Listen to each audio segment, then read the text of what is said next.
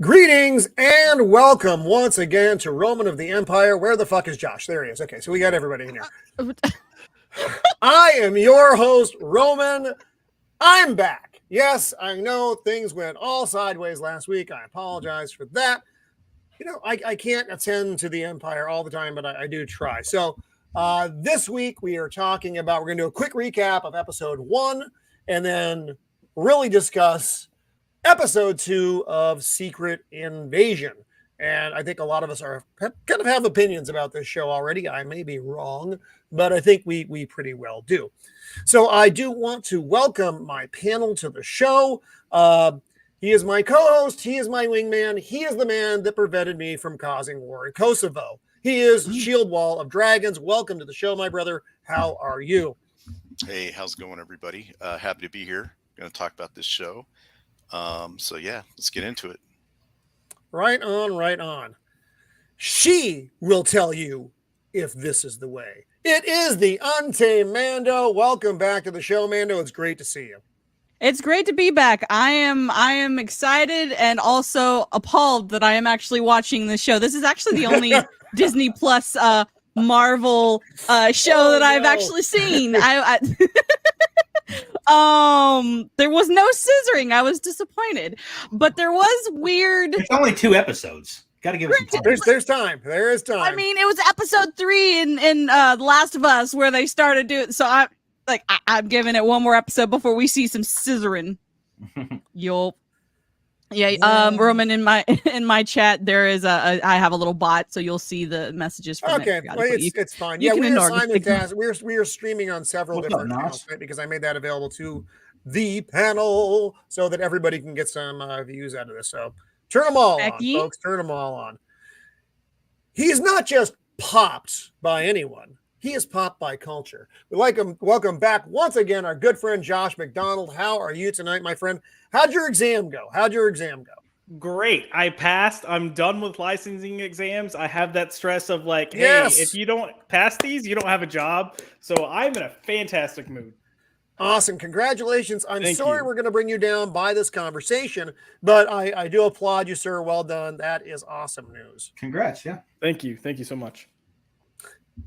His ancestors will sing the praise of his beard. He is Tyler the Redbeard. Welcome back to the show, my friend. How are you?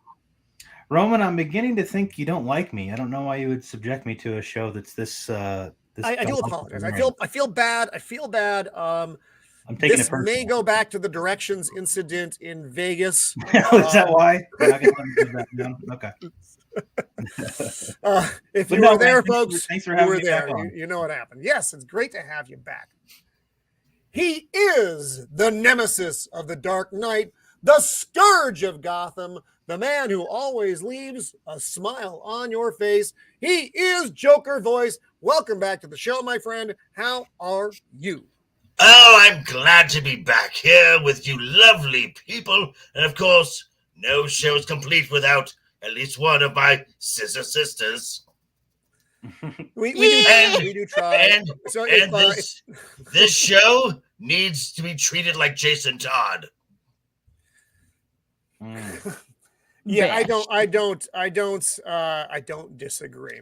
So we're gonna kind of dive in here. Smile a while. Welcome to the show. Yeah, actually, let me go down the list of the friends who are in attendance tonight. And I know we're fighting the Indiana Jones premiere. Sorry. For the 7 people who are going to see that movie, but it is people like us who are going to see that movie because we want to review it and discuss it. So if you're at that movie, I got you. I understand. So we have Jacob Ironside out there as always. Jacob, welcome. Good to see you, buddy. Matt, the Thad that shouldn't be, we'll have him back on soon because he is a fixture here of the Empire. America's 2001. Welcome. This may be a first time. I'm not sure, but thank you. He is my editor. Oh, excellent. He is a friend of mine. Yes. Nosferatu, you glorious undead being. Welcome back, my friend. Always good to see you. Abomination AJ, welcome, buddy. What you're not at Indiana Jones? I'm disappointed, AJ, but that's pretty much my normal state. Rolando Flores, welcome to the panel. Smile while, welcome. Hooligan S3. Hooligans S3. Sorry, my eyes are ancient and I don't see things well because I'm very old. Melvin Deeply, welcome once again, buddy. It's good to see you out there in the world. So that's our chat right now, and we are going to dive balls deep into Nick Fury. But I don't have balls. That's right. Neither does Nick Fury anymore. I'm sorry. That was unkind to poor Nick. So I do want to share my screen here for a sec, provided I don't actually wipe out what I'm doing. I actually meant to have this up before, but I've gotten in and out of this fucking thing 17 times now. So this show actually has a pretty decent cast, which is weird. Yes. You've got Sam Jackson, Colby Smothers, of course, Ben Mendelsohn, who I probably should know but don't. Amelia Clark, who's completely wasted. Have you not seen Bloodline, Roman? Netflix? Do you have Netflix? I do have that. No, I have not seen. Check. Is he? He got a couple episodes of Bloodline. That was like the first thing that kind of blew up on him. He was really good. Got it. Don Cheadle, who again, good dude. Martin Freeman, who is always a fucking hobbit in everything he's in now. Even if he wasn't a hobbit before, now he's a fucking hobbit. So that's just the way this is going to go. A bunch of people I don't fucking know, and Olivia Colman. Colman, and she to me is the best part of this show. Agreed. She's not in it very much, but when she's in it, she fucking owns it. And those are the most enjoyable scenes in the program. Like that was my favorite scene are with her. Right? Like, so even the scene in episode 1 where she was having her back and forth, and we'll get to that. We just do our run through. Again, it's going to be quick for episode 1. That was the best part of episode 1. To me. I mean, others may disagree, but it's just like, damn. So I'm gonna ask just a question before we even. Does anybody actually like the show? Anybody on this panel actually like the show? No. You're not going to get beat up. It's not. There's no Batman versus Superman here. So I liked aspects of the show, and if those things were done better, I think it would be an enjoyable show. Otherwise, no. But I really like the cast. I think that all of the cast members and the crew like have a really it's very like good chemistry. Like so, all of the elements for it being really good are there. It's just the writing sucks. Yeah. No, almost as if an AI wrote this script, because we know when AI did the intro. They did. So and it's really a shame because you've got a good cast and they're elevating this best they can, and they just don't have a lot to work with. Oh, that's who he is. Thank you, Matt. Okay, I now know. Oh yeah, Rogue One too. Yeah, I actually have a mental reference for myself now. Okay, got it. But he was great in Bloodline. Oh, JV DeepMinded. Also, welcome. Speaking of Rogue One, this show kind of reminds me a little bit of like Andor. It's shot on. That's what I said. That's what I said in my review. Real set locations, right? It's not a bunch of the volume or green screen. It looks good. Yeah, the show looks good. I think the soundtrack is excellent. The intro art is, you said an AI made that? Yeah. Mm-hmm. What is it, a post-communist AI? Because it looks like Stalinist era, like. Well, I mean, a lot of the first couple like episodes take place in Russia, so I think that kind of makes sense. Yeah. And I'm not saying that as a bad thing. I'm just saying that that's kind of what it looks like to me. Right. Yeah, they came out and said that the studio they use, which is one of the top 3 studios that they'll use in Hollywood. They actually had people create renderings, and then they took those renderings and put them through AI. So it's like a 50-50. But it's AI. Okay. Hey, Flaccid, good to see you, buddy. But like the sets are good. They're on real locations. Yeah. I don't know if they shot it in Russia, but it looks like it. In a lot of, they did it in Europe somewhere, right? Just because it would have been way too expensive to build sets that actually look like marble buildings and stone buildings and whatever. But yeah, that part's good. It's got a good cast. It's just the writing is boring. It's not good. And I think it's an interesting premise. Like it's like almost like a Born Supremacy level, but it's just the way it's executed. It's just like so boring. They're just always going somewhere and sitting down. Right. And that's the thing. Yeah. I think if it was like a 2-hour movie or something, it'd be pretty interesting. Here's my thing is that if you're a 14, 15-year-old boy, you're not going to like this show because there's, at least in episode 1, there was almost no action. You had to pay too much attention to what was going on to even understand what's happening. And I don't think this one is targeted for kids, though. I don't think it is, it's supposed to be for us. Yeah. No, right. I mean, which is why the ratings are so bad. There's a lot more heavy duty stuff. Yeah, Joker. So my What's up, Cannoli? Comparison to Andor is this is an espionage show done. It's mostly done on location.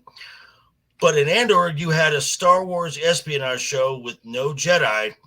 In Secret Invasion, you're getting a spy espionage show with no superheroes. Right. Which, if you've read the comic book, and I know many of us have, many of us haven't. This is not following the Secret Invasion. This is not Secret Invasion. This is not at all. You expected them to follow the comic book? Well, I know. Well, interesting, because the director of this series, after the first one, walked off because of Samuel L. Jackson. When the new guy came on, the first thing the writing team said to him, "Don't read the comics. That's not the story we're not good here. That's not good." So we're just doing a quick run through of episode 1 here. So there's 2 factions of Skrulls: the good Skrulls and the fucking bad Skrulls. Okay, shocking. They're planning some horrific event which makes Nick Fury come back to Earth from Saber, the space station he's been living on for several years. Swell. There's I guess she's MI6, that Allison lady. Mm-hmm. Yep. So the British government's, the 00 division essentially also knows about these Skrulls and they want to fucking kill them. Cool, whatever. All of them. They want scorched earth. That's true. So the Skrulls. Can I ask? Yes. Dive in. The whole Saber and Nick Fury in space. I guess I missed something. Where was this? Was this a Disney Plus show? No. This is after the blip. Yeah, this is after the blip, and they revealed it in Spider-Man: Far From Home. Mm-hmm. So the second Spider-Man. That was like a post-credit scene, and people are like, what? "Oh yeah, yeah, Tyler, you didn't watch the 6 movies and other shows in order to figure out what's going on." I mean, like, I was kind of lost too. Like, I honestly and completely stopped watching anything MCU after Endgame, but I made an exception just for Spider-Man: No Way Home because it had Toby and it had the people. That's it. I'm pretty much like you on that there, Mando. I haven't watched a lot of stuff Marvel related, so I'm kind of getting thrown back in the deep end here. But and I never saw Captain Marvel, which is where, of course, 90% of this film has its footage, origin, right, of the events that they made in Captain Marvel, which I did not see and will not see. Well, they showed at the beginning. They showed like the previously on kind of thing with the stuff you needed to know from Captain Marvel. So that helped. Still didn't help a whole lot because you still don't know who a lot of these motherfuckers are. Right. Then you end up so the Martin Freeman Skrull had this fucking data thing, and Talos.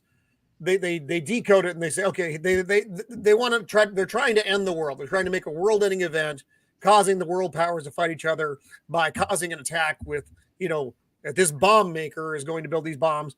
They don't have a place yet, or the real info. This scene that I have up right now was one of my least favorite in episode 1, and I had a lot of scenes I didn't like, but this is what I want to talk about for a second because it was so fucking bad. The fucking camp? Yeah. Well, what is it called? It's like Palestine or Skrullville. Skrullos. which is stupid. It's a stupid name. The kids are playing soccer. There's grown men pushing each other in carts with a steering wheel. That was so weird. This looks like as much of a shithole as you could possibly have. They're living in a burned out nuclear site, basically an abandoned nuclear site. Which they said, these nuclear plants are off the grid. No, they're not. They are the grid. Well, also, just because the Skrulls aren't affected by radioactivity, it doesn't mean everything else is not affected by radioactivity. So I'm just throwing that out there as, whatever, it's fine. So you get to meet the leader, whatever the fuck his name is, Gravik. Thank you. I knew it was a G. The thing is, I don't care enough about most of these characters to remember their fucking names. His entire demeanor is just smug, aloof, and I don't care. Well, and a lot of the supporting cast, not the primary cast, but a lot of supporting cast, I'm actually including him almost in supporting cast, are very generic looking actors. Amelia Clark ends up being a generic actor in this. She could be replaced by literally anybody and you wouldn't care. She's not that important. She's important to the story in a way because she's Talos' daughter, but you just don't give a fuck. It's just not that big a deal. So they're recruiting people. This is some fucking how is the Russian just for like a sec, how is the Russian government not doing anything? Like, yeah, granted, these nuclear things are off the radar, but the Russians don't like anyone in their country. Like, what? You think they don't know about like millions of people inside their borders? So this is like an America only type dude. He's a caricature of of a lot of types of folk, and they want to use him, his image, his thoughts to infiltrate, and they want to blame this event obviously on this guy. So this Skrull takes his face, takes his memories. Ooh, oh, bad stuff. So now they're watching. Nick planted a thing in the MI ladies bomb maker thing. So they go and they find the fucking bomb makers. I'm just running through this episode. They're off to go visit the bomb maker. Hey, I'm at the bomb maker. I am the bomb maker. Nick Fury tracks him down because they watch the fucking video. They question him. He turns out he's a fucking Skrull. Nick kills him because he's not giving the information. And Sad Talos said, I said no.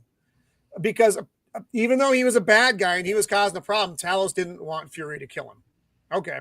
And again, bear with me, folks, for our viewers right now. Just bear with me. I'm just trying to plow through episode 1 so we can get to episode 2. And this is a much more interesting way to watch episode 1. I wish I would have watched it like this. Yeah, right? Hey, Mrs. Cannoli, welcome to the whole thing out for an hour. So I said no. So he's kind of pissed at him. Whatever. Okay. Oh, hurt feelings. I feel like that's a reoccurring theme. Is like everyone's mad at Fury, and Fury's like, "I'm doing what I've always done. Get over yourselves." And they're like, "But he's been like, gone for so long, they've forgotten." I guess, Mando. I don't fucking know. So agents. Did he leave his eye patch in space? Why is he not wearing it? He did. Apparently, they needed to close some kind of air leak on the spaceship. Okay. So for time reference, he's been gone about 6 or 7 years at this point. Correct. After the blip. Well, because of the blip, that's 5 years, and then the moment he got back, he went right back up into space. Right. So he's been gone for about 7 years. He's all PTSD'd out. And for people that don't know, what is he doing on that space station? So he's it's supposed to be a defense system to kind of help stop another Thanos from happening. So he's supposed to be strategically organizing that. Sorry. I was gonna say there are also lines. So I'm gonna kind of play devil's advocate to the group. I think there are actually some things in this first 2 episodes that are actually written really, really well, and some things that are written terribly. But they've had lines. I can agree with that, dude. They have lines referencing that he was sent there because they did not want him involved with anything else actually on Earth. Mainly because of kind of how S.H.I.E.L.D. and everything rolled out, and then he went into hiding after Winter Soldier. So because S.H.I.E.L.D. kind of failed, and they were like, "We're not going to let you fail again." Big time.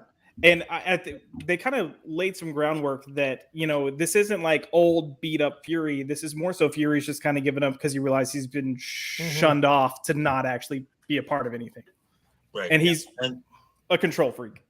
And the saber in the comics used to be called Sword. Sword. Yeah. Mm-hmm. Yes.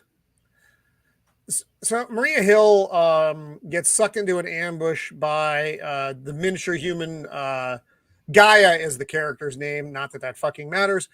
They have a tussle in a hallway. Talos tracks her down. They have a conversation. Turns out, this is his daughter. He has a chance to stop her with the bombs here. He fucking fails. He's a little sad. This actual scene between Ben and her wasn't bad. No, I actually like that scene. Mm-hmm. I actually like that scene, but it's mostly because of the performance of Amelia and Ben. Agreed. And I like the fact that Amelia Clark is not the boss, and when her fight, she went up against the Maria Hill, not up against some 200-pound guy. So as of right now, Gaia has not been MCU'd yet. One aspect of the Skrulls, though, is they're stronger than humans on average. If she went up against, right. So she could go up against a regular human and kind of throw them around. Right. But the other thing is that they're susceptible to bullets, just like a human is. You shoot them in the head, they're dead. Right. You shoot them in the chest 5 times, they're down. So it's just they're not like invincible. They're just a little extra strong. Right. A little. Yeah. They have more human strength. You said to make a poll. I don't know how to do that, Dempsey. I'm sorry. Make the poll. I don't fucking know, guys. I have no idea. Make the poll. So I feel like Nick Fury does in this scene. You'll never be the man you once were. Says random Russian man here. You don't know who this is. You find out later. Yay, Russians. Maria Hill tells him, you're fucking old. And that's pretty much the conversation. You're old and you should hang it up. That's it. And here he is looking sad in bed, having flashbacks to when he fades away. Okay, not great. And he got spooked. Yes. Oh, yes. And then you start getting a lot of, there's some not so subtle race charged stuff in this that I personally help a brother out. Oh my God, that fucking scene. We'll get to that. I want to tell a scene that was going so fucking well, and then it wasn't, and it was like, oh, this is a good scene. I like this, and then immediately left fucking turn, and it was terrible. I do want to say one thing on that real quick. I feel like because I feel like Samuel L. Jackson is just phoning all of this in. I don't think he's doing nearly as good as he could. But it's also like the writer suddenly realized Samuel L. Jackson is black, and they're like, "We have a black man. Let's write him like a black man." And I'm like, "Oh God!" Did you know this? And if we put him in Russia, there's all kinds of jokes we can make with him. Of course. Oh my God! Because there's never been a black person. We're gonna make every single one of them. Which is weird because the closest Nick Fury has ever touched anything near this was in Winter Soldier when he talked about his grandfather who operated a elevator, talking about the neighborhood progressively getting rougher. That's it.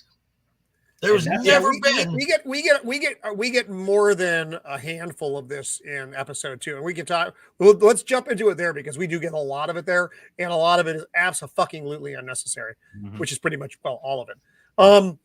So here we have Talos talking to his daughter again, and this is when we get convinced that she's actually come back. She's seen the light, and she wants to help out old Pops. So she tells him where the event is going to take the attack's going to take place.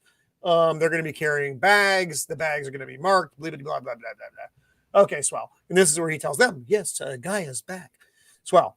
So now we're in, looks like Red Square. I think it's Red. It's some fucking place in Russia. It doesn't really matter.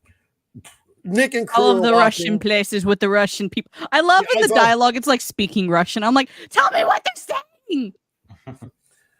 saying. Some delightful looking red thing there. And then, they marked the bags infrared. Okay, yay, infrared. They're walking around. They can hand it off. So different people have the bags walking around. We see this weird little girl with a fucking, clever ball who changes appearance as Nick Fury starts following her like a fucking, animal being led to the slaughter. Well, why would I not follow what is clearly a trap? Turns out the bags are empty. It's a fucking ploy. And who's there? What's his name? Gravik. Thank you. I am not I'm glad you remember because I couldn't keep up with all the names. I still don't remember so Gravik's like, oh hey, Fury, motherfucker, it's me, boom, and he blows the fuck out of the festival.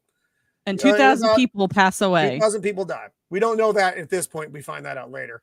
So Maria's like, Nick, what the fuck? And then Nick shoots her, but it's not Nick. It turns out it's Gravik. Real Nick. That's mean Nick Fury. You can tell by the face. And then he turns back in the Gravik, and Nick's over Maria Hill as she dies, and this is the last shot of the show. Maria Hill fucking dead. And that's how I met him. And she was the what they said in the media was a major character dies in the first episode. Now, how can she be major when there's only one episode? No, but what I mean is, it was said a major character in the MCU. I wouldn't. That's a real fucking stretch. Exactly. Agreed. She's I liked her character in all the movies, and I thought she did a great job. And it sucks that her character is dead, but it isn't like he shot Thor. Yeah, you know what I mean? And Iron Man or something. It mainly sucks that she's dead because she never fucking did anything. Like, yeah, I know. she had And if you want to say major Marvel character, meaning comics, sure. I mean, she led S.H.I.E.L.D. at one point. Like, she had a presence in comics. She never even remotely had that here. Now, if you had Coulson still around and like S.H.I.E.L.D., that they officially had it canon and whatever, and you had Coulson pop up and got killed, maybe people would actually give a shit. But people even freaked out on Twitter. I was like, why are you freaking out? She didn't do a goddamn thing. Exactly. She didn't have a Coulson level death. Yeah. No. If you also if you are not a comic book fan in any way, shape, form, or fashion, you don't know who she is. No, she's maybe showed up in a couple of other movies besides like this episode, and it's just like, who is she? Yeah, she's basically like Nick Fury's chauffeur most of the time. Right. Yeah, and then she became Tony Stark's secretary or liaison or some fucking thing. Yeah. And then she went back to work for whatever pseudo Shield ends up being called. Hey, Wookie, welcome, buddy. Good to see you out there. It looks like she's actually CIA now because the distress signal from Ross went to her, and Ross is CIA. But Ross isn't CIA unless Black Panther: Wakanda Forever takes place after this. Nobody knows. Oh, also, I need to ask you guys because I wasn't sure, and maybe they explained it, and I just didn't fucking get it. So, Jim Rode is working directly for the president. Is he NSA? Is he the National Security Advisor? Or what is it? Or SecDef? What is his fucking role? Or is he just like fucking War Machine working for the president? I think he's just War Machine working for the president. I think it was a way to get War Machine into the Disney. It would make more sense, honestly, given the level of clearance that he's getting to do shit. If he was like the NSA, now National Security Advisor James Rhodes. Okay, makes sense. They probably created some kind of like Avenger liaison sidekick. He volunteered to go over. So I mean, I think that kind of that explains it. Yeah, he's almost in like an ambassador type role too. Yeah. Well, he's the envoy, but anybody can be a fucking envoy. That's just a word for anybody who is going on behest of. That's all that is. So. Whatever, but he's like right up the president's ass in the White House when the call comes back that Fury has returned from. He's gone effectively AWOL. Yes, he's gone AWOL. Hey, Jenna, how are you? Good, welcome to the show. Because he didn't want to babysit a spaceship. Well, that's not. It's fuck off. It was just I felt so in episode 1 we'll do a quick 2-second recap of this. Hey, thing. JT. Hey, JT, welcome, buddy. Good to see you out there. Nick Fury's old and black. In case anybody didn't know that. So you guys actually, for the comic book fans out there, this is a completely inaccurate version of Nick Fury. Aside he's from black, first off. Well, they did the race. That's David Hasselhoff. They took that from the Ultimates Ultimates line. right, Thank you, yeah. Josh, for pulling that out of my brain. That's what they did in the Ultimates line. And the Ultimates, you don't really, it's like, okay, fine. And it worked, but it wasn't mainline Nick Fury at that point, whatever. But Nick Fury in the comics, in the proper comics, is Sergeant Fury from World War II. He is actually very old. He's as old as Steve Rogers, maybe older, but he has this serum that extends his life. He's aging just very slowly. So same character brought from World War II to present day because of this serum. And that's it. So it's this is not that character. This is a regular dude who also, I don't know, how old was he supposed to be in the Avengers? What age did you get from him? Probably like 45 to 50s. Yeah, that's what I asked my son. He said about the same thing. But now it's not. How much later is this? 6 years. Is it like 50 fucking years later? Because it looks like it's 50 fucking years later. Right? Like he done gone through some stuff. Like granted, seeing yourself disintegrate in front of your eyes, like can have some negative effects on you. I mean, even if it's 20 years later, he looks rough. I think with the time jump, it's like 12 to 14 years later. With the 5-year blip time jump. But so if he was 45 at the beginning of like the Avengers stuff, he'd be about like 60 now. Somewhere around there. Yeah. But he also looks older without the eye patch. Does anyone also and the beard's out of control, but he's got the paunch, which I think is actually just Sam Jackson at this point. Yeah. But he looks like a fucking bag of ass. He looks like a hot bag of fucking He does. ass. And I don't know has anyone noticed?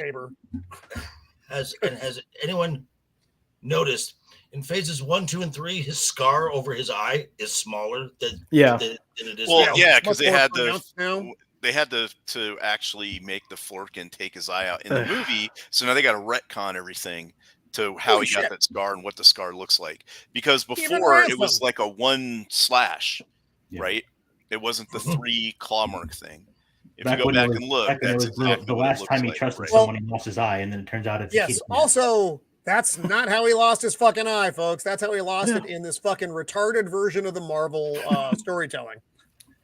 Right. He lost it because he attacked a cat. He trusted the cat, folks. He trusted the cat. To kind of recap the whole first episode is the Skrulls were on their own home planet. They got in a war. They lost. They wandered the universe. They came to Earth in the 90s with the Captain Marvel movie. Right. Some. A very small group came to Earth in the 90s. Right. Like 10 people. Fury got with them and said, hey, if you help us to defend the Earth, I'll find you a new home. And Danvers will too. And Danvers will too. Right. Because, she's been in so many movies since then.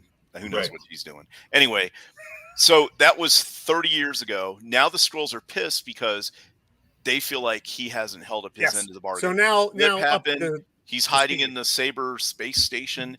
And so a faction of them have broken off and decided that they want to take over the world. And they're going to do it.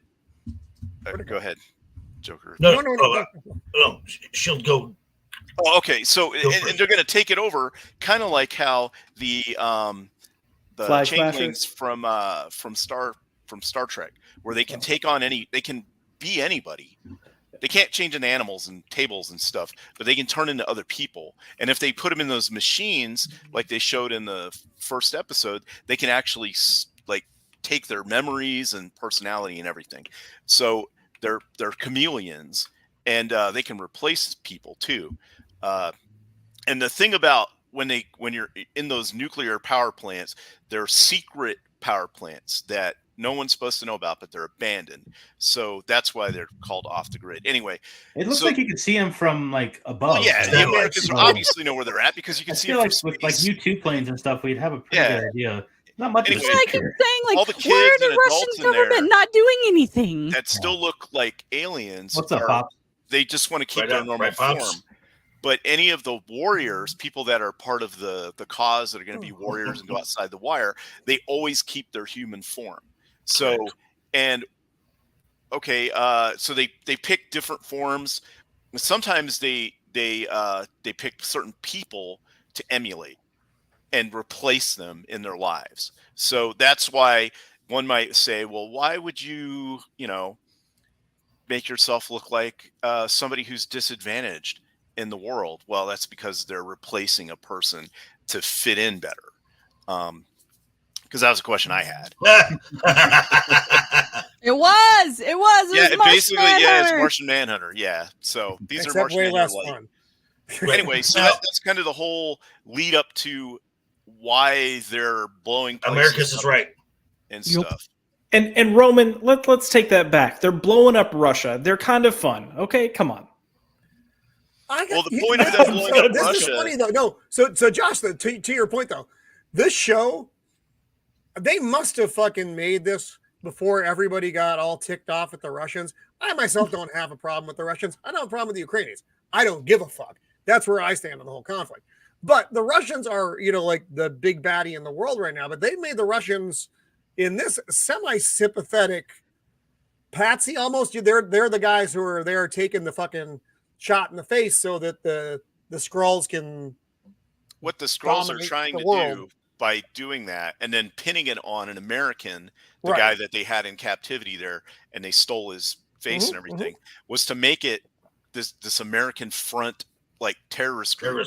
So American terrorists went to Russia and blew up in Russia, and so they're trying to start a third world war basically. So I may be wrong, but that actually does sound like right now. I'm sorry. Yeah, but they're doing all that to try to take over. I'm sorry. Anyway. I'm sorry, FBI agent Gary. That was a joke. No, don't write that down. So that's how we end up at the end of episode 1. Right. So yes, that's episode 1, and the death of Maria Hill is the big shocking end to the episode.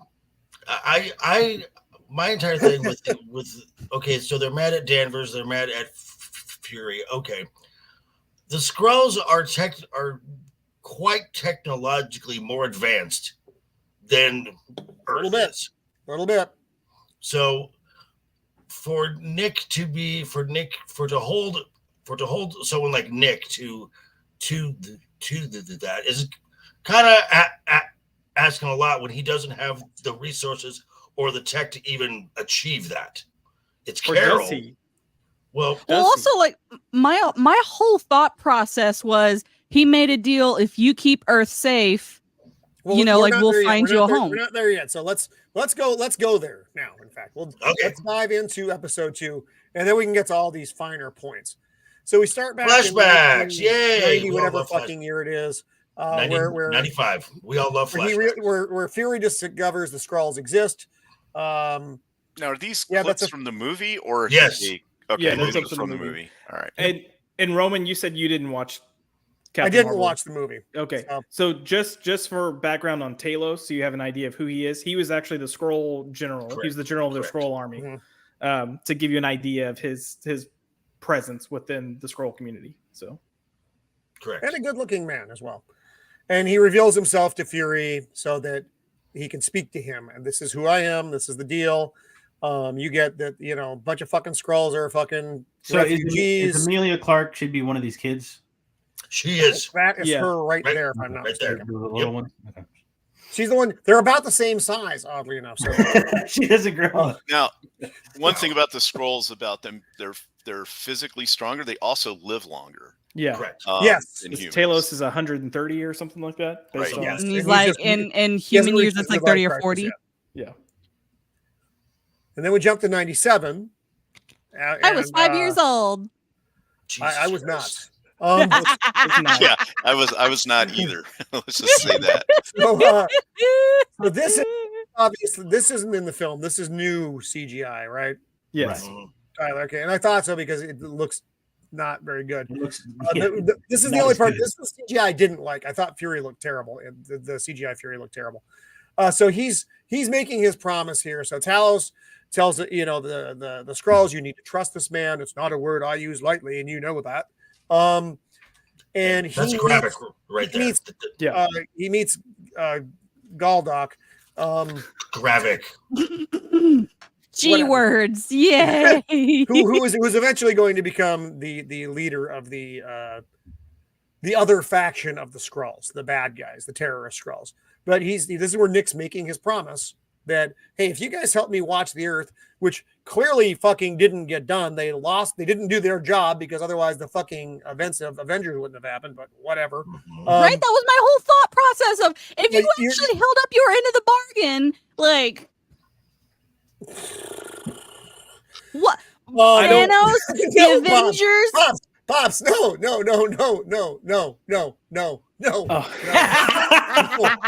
I will say, done it again.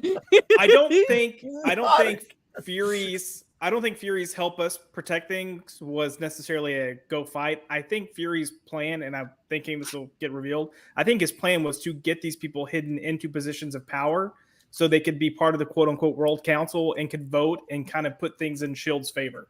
Okay, well that would make more sense, but because when they actually did their gosh dang job. Well, I mean, on face value, I took it as they're actually going to use their bright shiny skull brains to help advance tech whatever to protect the Earth.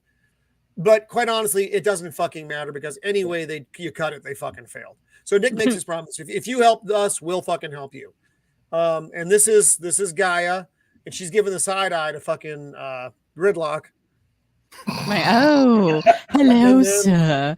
Good to meet you. Nice. And now this is them now. So you got fucking what's his name? Some old guy in a lovely hat, and I dig this hat as well. In the background.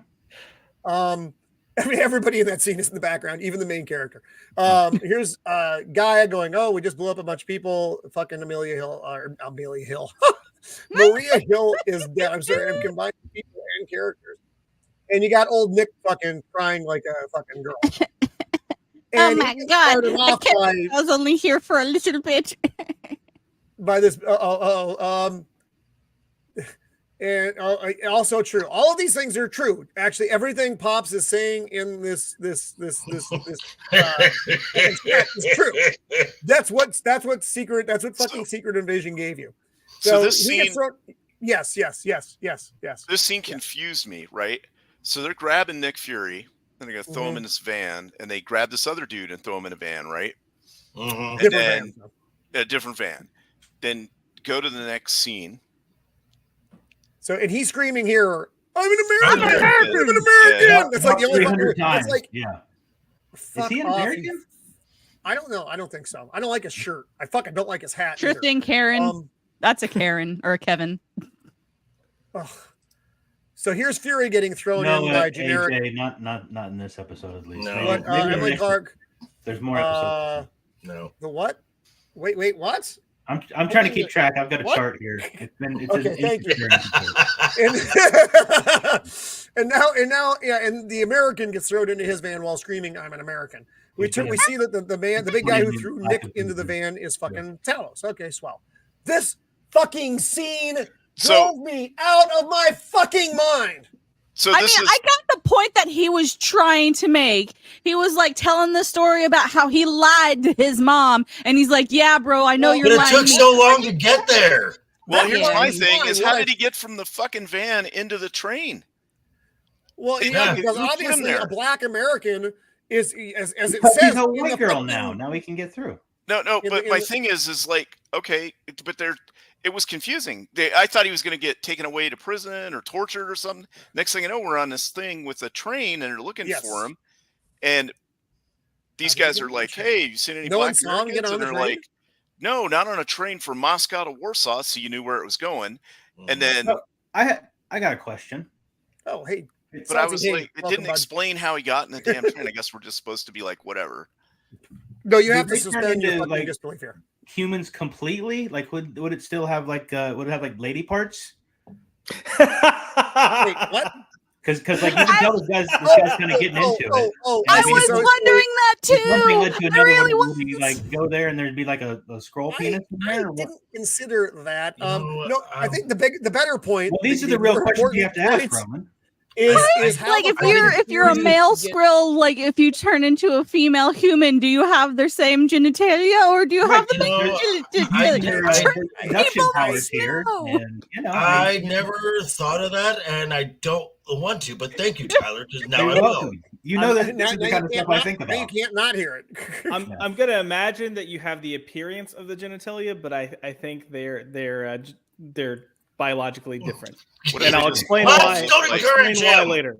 What if they just all look like Ken dolls down there? Oh no.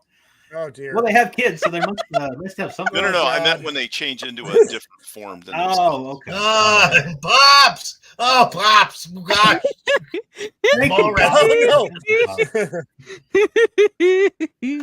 Pops is just here to derail the entire pictures, for example. And we love Pops for that. Yes, we do. I love the smile on her face, though. A Black American. Like really in this is like the beginning of a porn film. Is what you? She looks like what's her name in Gone Girl? Oh, what's her fuck? Who was with Ben Affleck, his crazy fuck wife? Yeah. Very good movie, by the way. Yeah. I would be likely to talking about Rosamund Pike. Rosamund Pike. Yeah. That doesn't look like. I don't know her fucking name either. So you're back. I want to touch on that for just like 2 seconds. What, the Black American? That and also like it kind of goes with okay, so the Russians absolutely notice when a single Black American is in Russia, but they don't know when there's 500,000 to 1 million or so aliens in an abandoned nuclear power plant. Like, what are you talking about? You noticed this one guy and you didn't notice them, and half of them are black, right? Yeah, yes, that is also true. There are a lot of there seems to be a disproportionate amount of Black Skrulls, actually. Like I said, they kind of explain it because they're taking over real people's identities.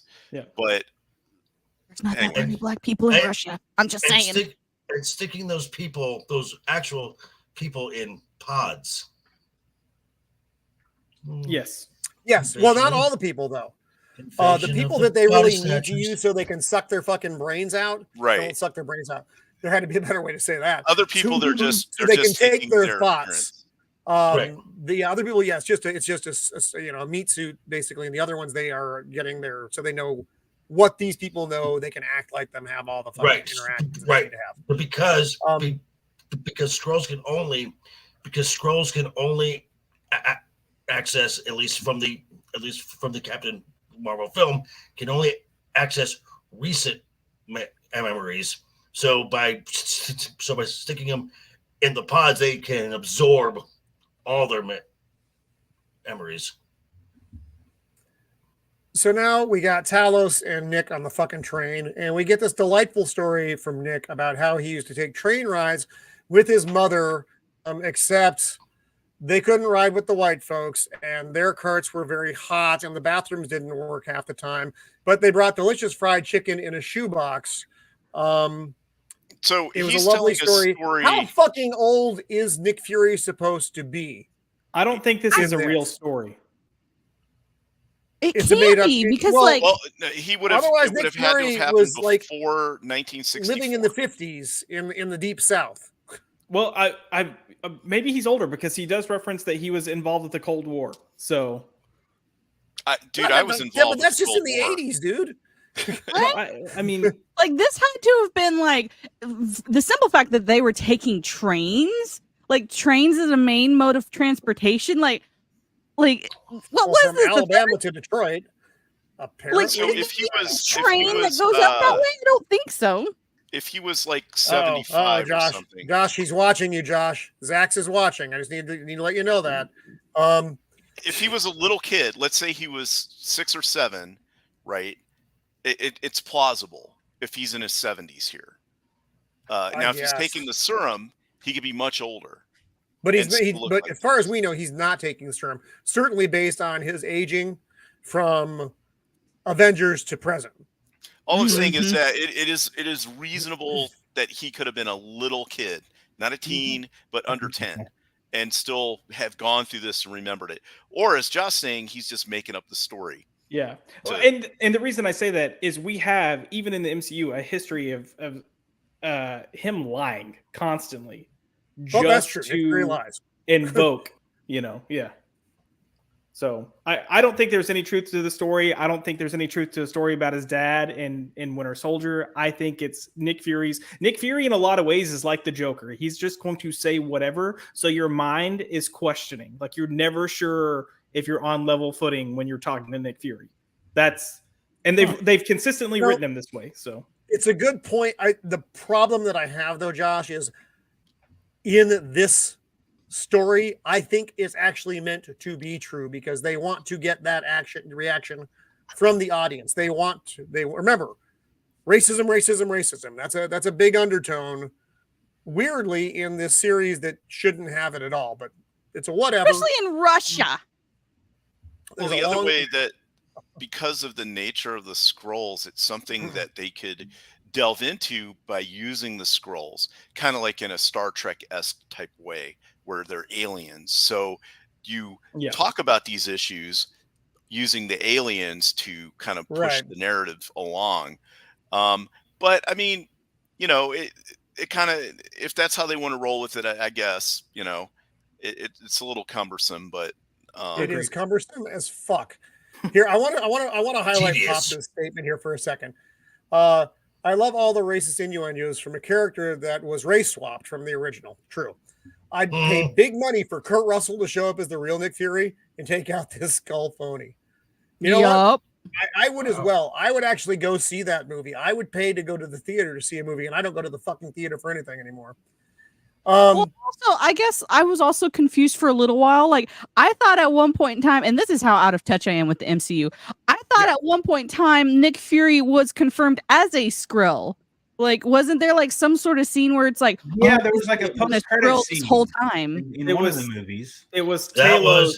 It was Talos. So Talos has been impersonating Fury for about a decade. However long? Right. Okay. Oh, wait a second. Yeah, okay, well, we'll have to wait till the end of the episode then. So was it Talos the whole time for like Avengers? Was Talos the Avengers? We'll have to. Was it Talos' idea for the Avengers? Is Talos the one that's been doing everything for Shield? Is Talos the reason that Shield fell? I have questions. No, why would he have that story about the elevator if it was? It looks like Talos has been Fury ever since roughly, probably the end of Winter Soldier, because that's when Fury quote unquote died, but didn't actually die. Oh, okay. Well, that could make sense. Gotcha. I hate it, but it could make sense. If that's the twist for this show, then this actually might not be bad. I don't think. Maybe I don't think that's the twist for the show, but I think that's going to play into. Yeah. Well, who knows? God. What happened? Well, also, like at the ending scene, like that makes me wonder: is he actually a Skrull? Like, is he who he thinks he is? I think you're gonna have is Nick Fury a Skrull or not until episode 6. So just get ready. I think they're gonna throw things as red herrings and teases. And how many episodes is this thing? 6. It's just 6. Okay. Which thank God it's less episodes than Andor. True. And I think the thing that we need the key takeaway from this scene right here is strictly that the situation we're in now with the millions of Skrulls that are here on Earth. Well, which we find. Josh, hold on for a second. So we actually find that out in this scene, though. Yeah. Talos relays to Nick that there are over 1 million Skrulls on Earth. Fury didn't know that. No, he thought it was just some. Yeah, when as far as Fury's concerned, because all this happened post blip. So as far as Fury's concerned, there's only like 2 or 3 dozen max Skrulls on Earth. And Talos has gotten every single Skrull that he could get, aside from the Skrulls that are with some other general now that's out in space. So everyone is here on Earth, and there's no one tracking them. And that's how they lost control. That's how Talos lost control. And that's why he kind of pulled it like, hey, dude, we need your help. Because he let the shit hit the fan so bad that now Fury's like, what the fuck? This was a genuine what the fuck moment from Nick Fury. And they have a big falling out of this because you're like, you lied to me, dude. And then he throws the thing back that, you said you'd find us a home. And I'm thinking the whole time, Nick. Like the Avengers, like what happened to like Thanos invading? What happened to all of these people? Like, Spider-Man and all this bad stuff happening around the world. Like, you did not help Nick make the world safer. It was still just as bad and dangerous as it was back in World War II. You didn't hold up your end of the deal. So he didn't have to hold up his end. I would argue that it's because Roman mentioned the technology thing earlier. I would argue that the Skrulls probably helped Nick Fury and Shield get all the technology they had, because that's the only way you can describe why they had space level technology or advanced technology that went well beyond even our militaries, going back like early. Hydra had that too, though. Yeah, but Hydra was in Shield. That's why Hydra had it. So Hydra, that's still like they didn't protect, like they were supposed to be spies to keep us safe. They did not detect that there were other spies within their within Shield. Like they should have been the first warning system. Say, hey, these people are not who they say they are. I'm not who I say I am, so I can recognize game. So Nick and Talos have a big falling out over this though, and because Talos is like, well, why can't we fucking stay here? We, everywhere else we've been met with violence and horror and blah, blah, blah. Nick's like, here, there's not room for another fucking species on Earth. The humans can't even get along with each other. Yeah. And he's like, you know what? And the same applies to this fucking train card. Get the fuck out, motherfucker. I hated that line. I hate it. It sounded like he was talking to his wife. You know what? This looks like y'all stop anyways. Get out of the car, bitch. That's what you get for cheating on me. then he turns back into no genitalia female and leaves. And now we're in London. But I fucking hated that train scene. I fucking hated it. I understand why he told the story, but he could have made the point without telling his entire life's backstory. He could have been like, yeah, my mom and I were on a train. It was rough. This was a game that my mom and I used to play. Are you lying to me, sucker? Instead of going like, we had some fried chicken and some cornbread, and we had some of that nice southern food, and then we got to Detroit, and it was all hell from there. Sorry, my redneck accent came out for a second. A little bit there. And now I'm from Alabama. That's why, yeah. Did you ever take train rides to Detroit while eating fried chicken? I didn't even think that there was a train that went from Alabama. It had to have been from Birmingham or Mobile or Huntsville, because I don't know of any train that goes all the way from Alabama to Detroit. Like, if there was. Yeah. Well, it does?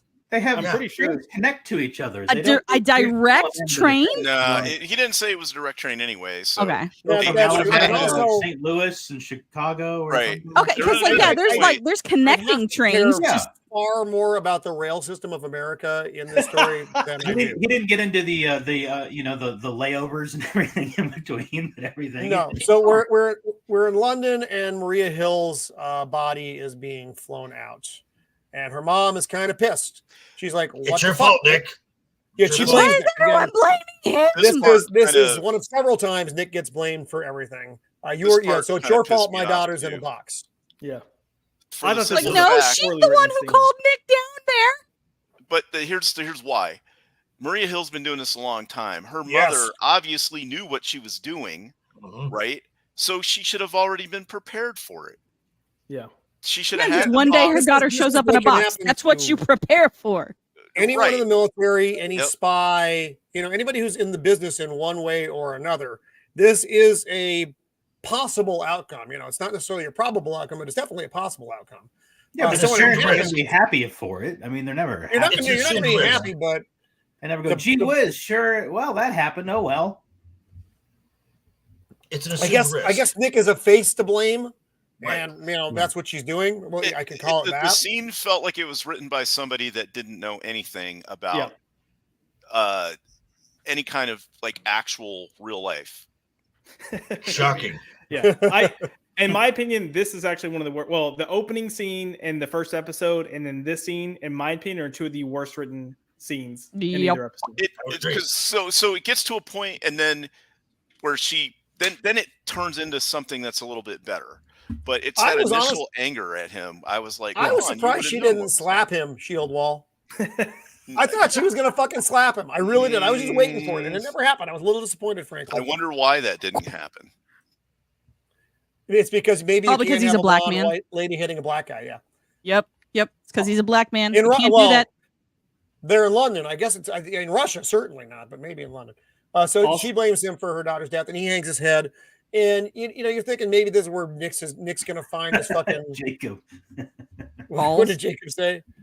It's my fault again. I dare you. I double dare you. She slaps him, motherfucker. That is a good burger. Time to throw hands, ma'am. Probably should have just given her a foot rub. Oh you know, that goes a long way. Yeah. Yes, master. Have you ever given someone a foot rub? Yes. I actually have to. It's a very intimate thing. So, developing story. This is the American terrorist. This is the UK Prime Minister. B. And they're all wearing the same clothes that you see them in the next scene as well, which is convenient, I suppose. This is the NATO Secretary General. The man with the little balls. You're tiny, and I hate his fucking suit, which is. And I like the Tucker Carlson knockoff guy who says right about, and then it turns out that's the truth. That was kind of funny. Shooter McGavin. It's Shooter McGavin. Yes, McGavin is oddly some Fox News envoy. So the dwarf Gaia and Gallows are going to a meeting with. We don't know who the fuck they're meeting with. Okay, well, hold on. Yeah, that entire car ride, just the way he's sitting back, leaning. Oh my god! It is so. I'm on like such. That? It is really like I'm on such another level than all of you. So funny, Mando. I'm so amazing. See, I didn't take it though. I took it as I'm so fed up and I'm so over all of this shit. No. I actually thought the dude was going to go to sleep. He's just like, because the dialogue is so like, dumb. I've got this. I'm on top of the world. You are a peasant. Drive me around, peasant. Dwarf, drive. And she's talking. Right. You know, I thought what we did was really meaningful. And God damn it. And then you can tell in her eyes, like, is it okay that we killed 2,000 innocent people? And she's just like, I didn't sign up for this. It's like, yes, you did, B. I do think there's more going on with Gravik than even his like right hand people know though. And I'll say this because in episode 1, his like right hand guy comes to him and tells him, hey, Fury's here in Russia. He's giving the spiel. It looks like he's not doing well. And then Gravik does the whole like, oh, are you telling me this for me? Or are you telling me this for the cause? So you've got this exchange, but then later in the episode, Gravik is the one that turns into every single person that Fury saw while on a walk. He turned into the little girl with the ball. He turned into the old man from the bar, and he turned into the woman that was making out on the. So he was already aware. So I think there's more going on with the Gravik. I think there's more with Gravik in general with Fury. Well, yeah, and we find out what Gravik is up to, which Gaia stumbles on. Yeah, grabbing her boob. He looks like he's doing a shortstop, right? Yeah. Oh, Dracarys. Oh gosh, that was an accident. Oh man. I promise me. The gropage was by accident. I didn't mean to. I didn't mean. Right, yeah. And then like the next scene, he's just like, you can shoot him in the head if you want. Yeah, that's a good screenshot. Oh, gee, we have a council, and it's all the people we just saw. Except for Indian woman. I think Indian woman is the only one we didn't see, or at least pretty much the Indian woman. Indian woman, the Asian man, I think. Which, to go back to episode 1, I thought they did a really decent, subtle job of being like, hey, anyone around you can be a Skrull with that example I just gave. Because most people I talked to missed that connection. Here, it was so blatantly obvious that it annoyed the hell out of me. Everyone on the news is a fucking Skrull. Oh my god! Like they should have just let this ride and like maybe an episode reveal one. Like just let it. But they only have 6 episodes, so they. Well, also like part of me was also thinking, okay, so these are like some of the major heads of state. Yes. Why is there still warfare going on? What happened with all of the previous shows where there's mass mayhem and confusion and everything? Like the world's falling down, but then these guys are like, we're in charge of the world, but we're not in charge of you. But because there's a million of them and about 3 trillion humans. But they're the heads of government. Yeah, but they're only recently the heads of government. Like that, I think you keep thinking, why haven't they done anything for years? Keep in mind, until about like 3 years ago, there was only like 2 or 3 dozen. Oh, yeah. I keep thinking they've been here for a little while. It took them time to take over, and now they're having like their meeting about what they're going to do. Right.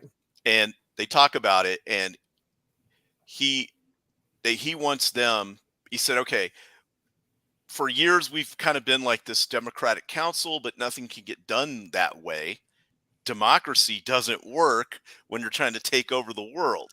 So you have to, it under one leader is what they need. So they decided to have a vote to make Gravik the general, which would mean he would be in ultimate control of all of the Skrulls. So they go ahead and do the vote after they have some discussion about it. Some discussion where he like throat punches somebody. Yeah, he throat punches the leader of NATO. Yeah, take that, the NATO dude.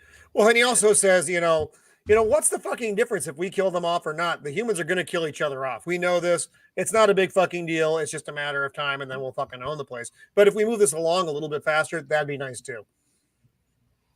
So they all have a little, you know, they're the fucking whatever his name is, Gidunk has the meeting. He tells him he wants to be the leader. They have a fucking vote.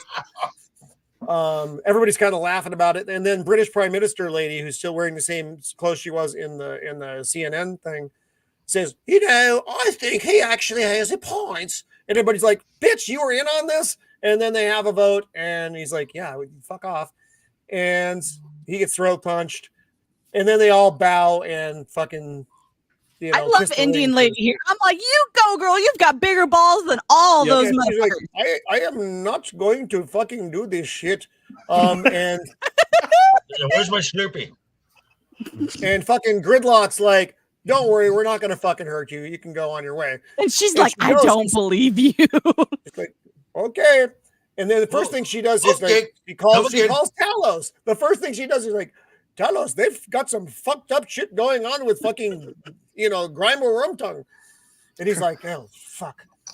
So now why is the cooking mark calling me? What's going on? Now fucking back to nuclear plant land. He shows up and they're like, oh, yay, G-Spot's back. Good job. There you go. And he's like, I couldn't have done it without all of you. Jesus. Which he's probably going to annihilate all of them later. Who's his sidekick? I really don't know his name. I don't even know if they ever said get his a name. name. I don't think they've said his name. He's just creepily stood there in the corners, you know, like, I'm going to kill you all. Henchman, you know, henchman number one is following Gridlock him. 2. And fucking Dwarf is like lingering behind, like they're in a Muslim country and she's in trouble. So she's like 20 paces behind the males, which is a little bit weird. She's supposed to be like his number two. At least that's what I got. And she is not being treated that way. Not even. I don't think she's number two. I think she's being treated like number two, but I'm bump. Sorry. Come on. That was a little bit funny. No one got my number two joke. I was saving that. I think I was gonna say I think she's leverage. Because she's Talos' daughter. She's leverage. Yeah. That would make sense. All right, so she's following number two. We don't know what his fucking name is. Who does number two work for? And she finds scientist lady. The Daltons. Rose Dalton. Dalton, yes. And who is she? She's new in this episode. But okay, because I was thinking she was like her dead mom, and I was like, wait, what? No, she's just a new scientist. But I would pose the question: is she a former scientist for AIM? Mm-hmm. So is she human or is she She's human. She's human. A Skrull. Good one, Dempsey. I got it. Dempsey, that was good. Good. What? That would like double down on my joke. So they were supposed to become some kind of special DNA, I guess, wherever the fuck they were, and it wasn't there. That's what number two tells her. So you're figuring out they're obviously doing something wonky here. How far along in the episode are we right now, Roman? We are, I think, about in the middle. Let me. Has there been like action scene at all? What's that? Has there been like any action scene in this entire thing? No. No, there's been really no action. Just sitting down and talking, and then they cut to something else, and just other people sitting down and talking. Sit down and talk. Sit down and talk. Sit down and talk. Oh God, very Andor-like. Go superhero punch somebody or something. Right? Come on. This is one of my. So the director even said that they approached this as a 5 to 6 hour movie, which fine, whatever. And if you look at story structure at that point, you're literally still in the rising action. Like you're not even like you've got your and it's like, okay, if you want to do that, fine, but you can't present this as a TV show if you do that. Because then people will be like, nothing happened. Yeah, people will be like, nothing happened to this, and they're not going to look at it as, okay, we're building to the climax. They're not going to view it as a single story. They're going to view it as this episode, nothing happened. This episode, nothing happened, and especially if you're not binging it, if it's the weekly release, 100%, which is what we're doing. Yeah, and that's why I think these shows are like a hybrid. Oh, good night, Smile a while. Yeah, well, they fucked up. They're not. They don't consider them in their mind TV shows. They consider them streaming shows, which are meant at the end after they've done their weekly release. What the ideal is that you binge them all, right? Because it's only 6 episodes, so you just watch them all back to back in one day. See, but if you're like us, if you're some fucking weirdo like us, a normie doing, I know why we're doing it. A normie doing this, you fucking probably lost them after this episode. Because they're like, nothing's happening. No, there's no. They're like, why? Exactly. Yeah. And then who's going to wait a week to see what happens? Oh boy, what's not going to happen next week? I know. In the next exactly. Do you think you guys think they might be sitting down and talking in the next episode? I can't. Probably. I used to love reading spy novels. And this is trying to be a really crappy spy novel. It's just like, even in spy novels, there's a little bit more action than this. Like, there's still build up, but like, bro, this is like a half-ass attempt at making a spy novel without the actual spies doing the spy things. I wouldn't even mind if like some superhero just broke in that had nothing to do with the story, and then they just like left. And then every time I watch one of these Plus Marvel shows, I just would be like, you know how cool it'd be if Thor just showed up right now? Yeah. Not even do anything, just kind of show up. Somebody with a hammer and walks away or something. Yeah, and be like, what's up? And then like take off, Shieldwall had those thoughts before Love and Thunder, though. Or Lady Thor shows up. I'm even fine with that. Or what would be more appropriate for the show if Carol shows up. And she's riding those goats from Thor, the really loud goats. Dude, also, an episode right here. I'm just keep in mind too, the Marvels was supposed to come out before this. Mm-hmm. That's right. Well, and also, both. Yeah. Did you see the spoiler for that already, Josh? That Maria Hill's in the Marvels. McFadden, welcome. So the spoiler, and it's on the interwebs now. So me spoiling a spoiler, I guess fuck off. It's a show you're not going to watch anyway. So if you're going to watch the Marvels, then cover your little ears so they don't burn. Young Avengers. No, the fucking dead lady comes back. Maria Hill is in Marvel. Yeah. Oh God, really? Just like an hour ago. Exactly. You were dead for a while, so you missed her. Shouldn't you be dead? I get that a lot. Wait, doesn't the Marvels happen before this? That's what I'm thinking, because originally it did, so. and I just don't think they changed it.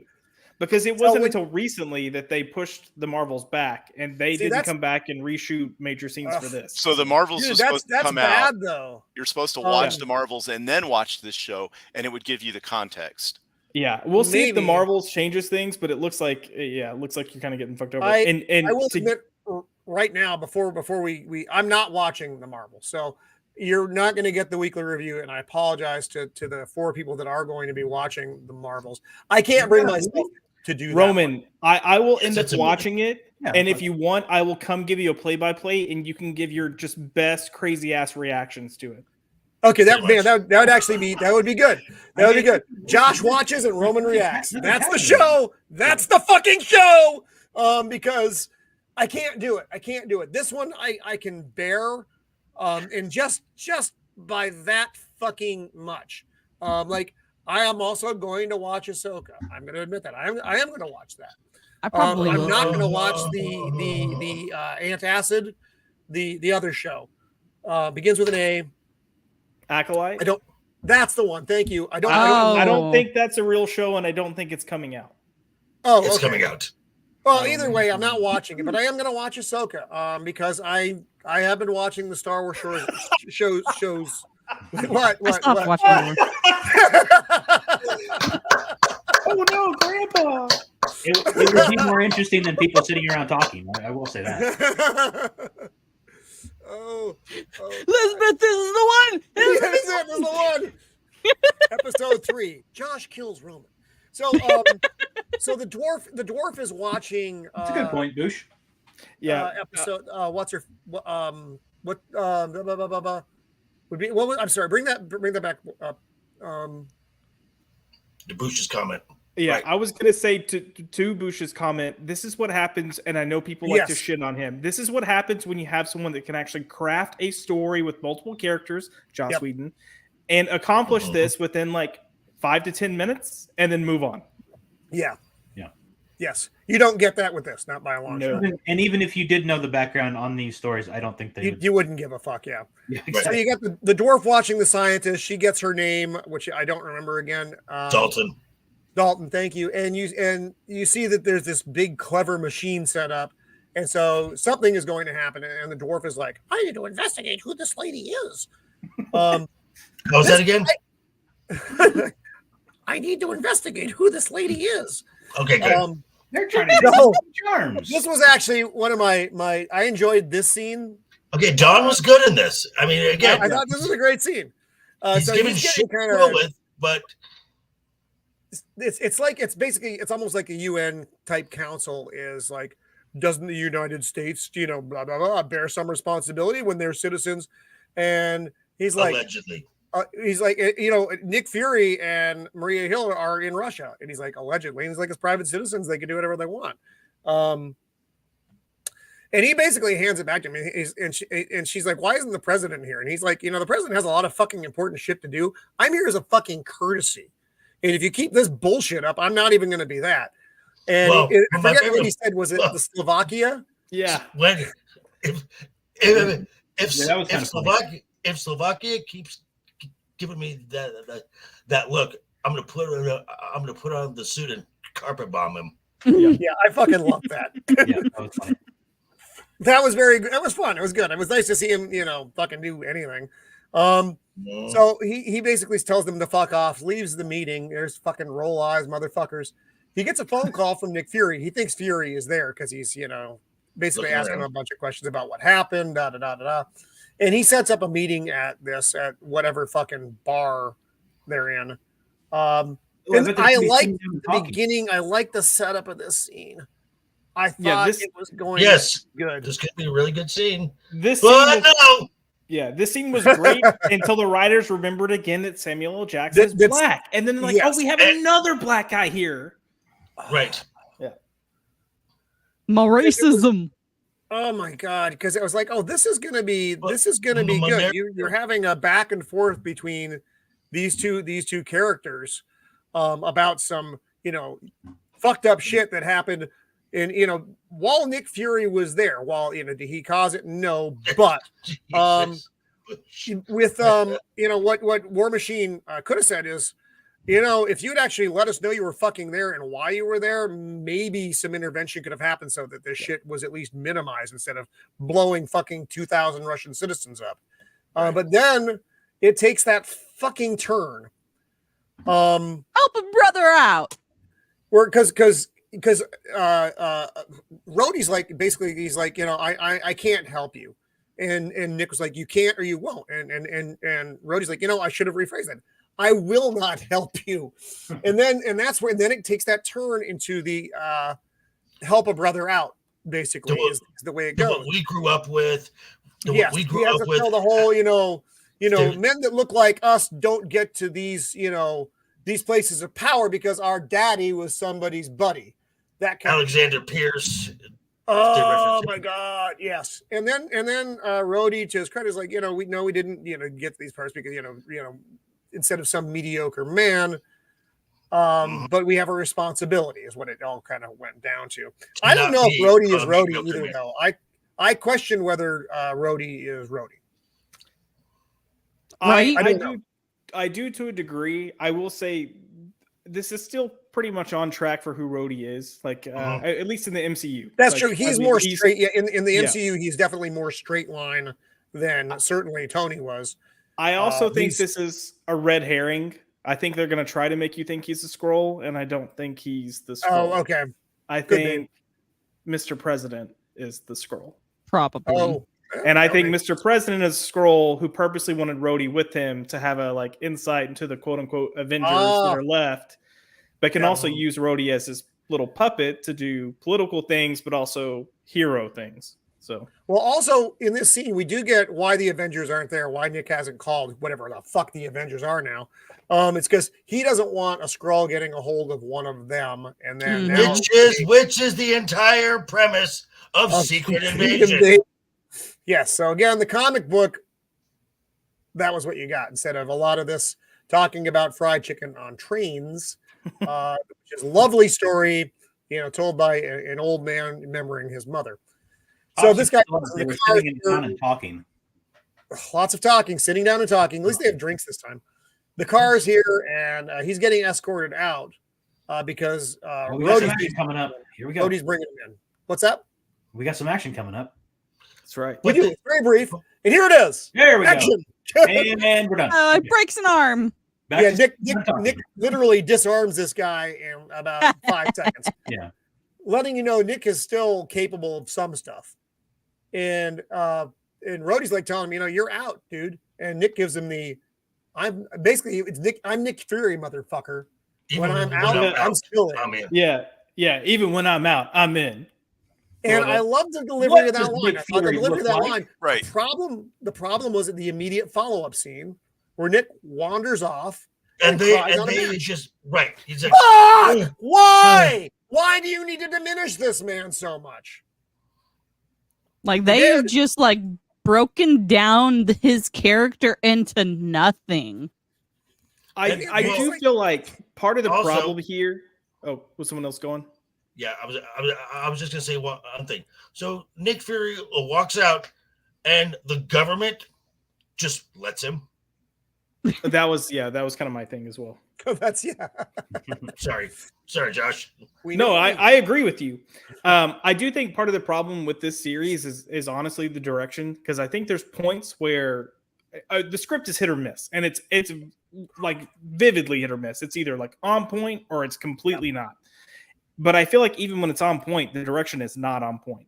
And if they had played this scene like he's like, fuck, I got to figure this out because I thought I had my government behind my back to just let me do my thing, which is what he's always done and always been able to do, to say, back off, I've got this, and they would back off. So I think he was expecting that, and it didn't happen. And I think what they were trying to portray and failed to do was him thinking like, now I've got another element that I have to deal with and fight against, and I've got enough on my plate. Instead, they made it look did not convey this. A breakdown. Like, what was me? I'm wheezing now. Yeah. I mean, to be fair, this is how I felt last week, so I could relate, but it was, a very different set of circumstances, and I'm not Nick fucking Fury.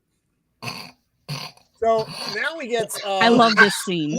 Like this. Wow. This whole stuff. All this.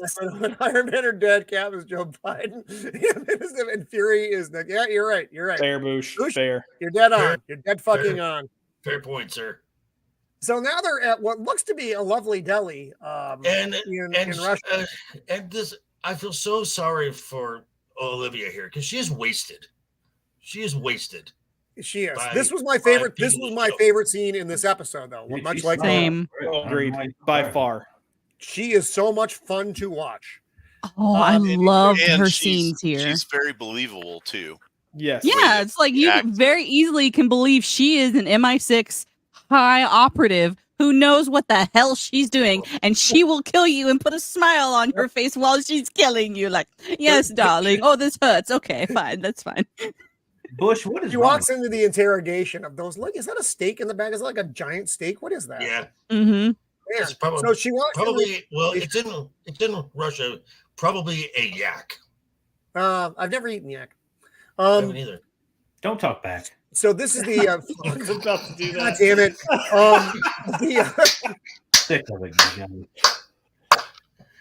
Well played, Tyler. Well played. This is the American. I'm an American that they got thrown into the van that they're blaming this attack on. So they've done everything they can. Clearly not, because there's nothing attached to his fucking testicles. They're not doing everything they can. There's no electricity. There's no actual knives. Try it, guys. There's no car battery. There's no nipple clamps. Yep. There's no water boiling equipment. Any of that stuff. I mean, amateur. I kind of got the feeling that they were just getting started. Yeah. And then She walks Just- in. Then Just clever lady go- walks in. I mean, He boys, does just have go- the line, "We've tried everything and he won't talk. What makes you think Right. you're going to do any better?" Which, if they wouldn't have added the line in there, maybe. No, you're right. It probably would have been okay. He's not even beaten up that bad. He's not even bleeding. Right. And then he has all his fucking teeth. He's still got both his And here's fucking the ears. thing: what happened next is why it makes their statement incredulous.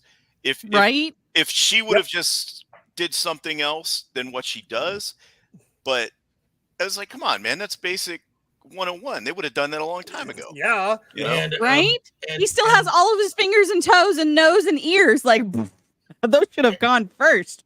And they could have gone, and they could have gone to a local. They could have gone to a local sex house and had a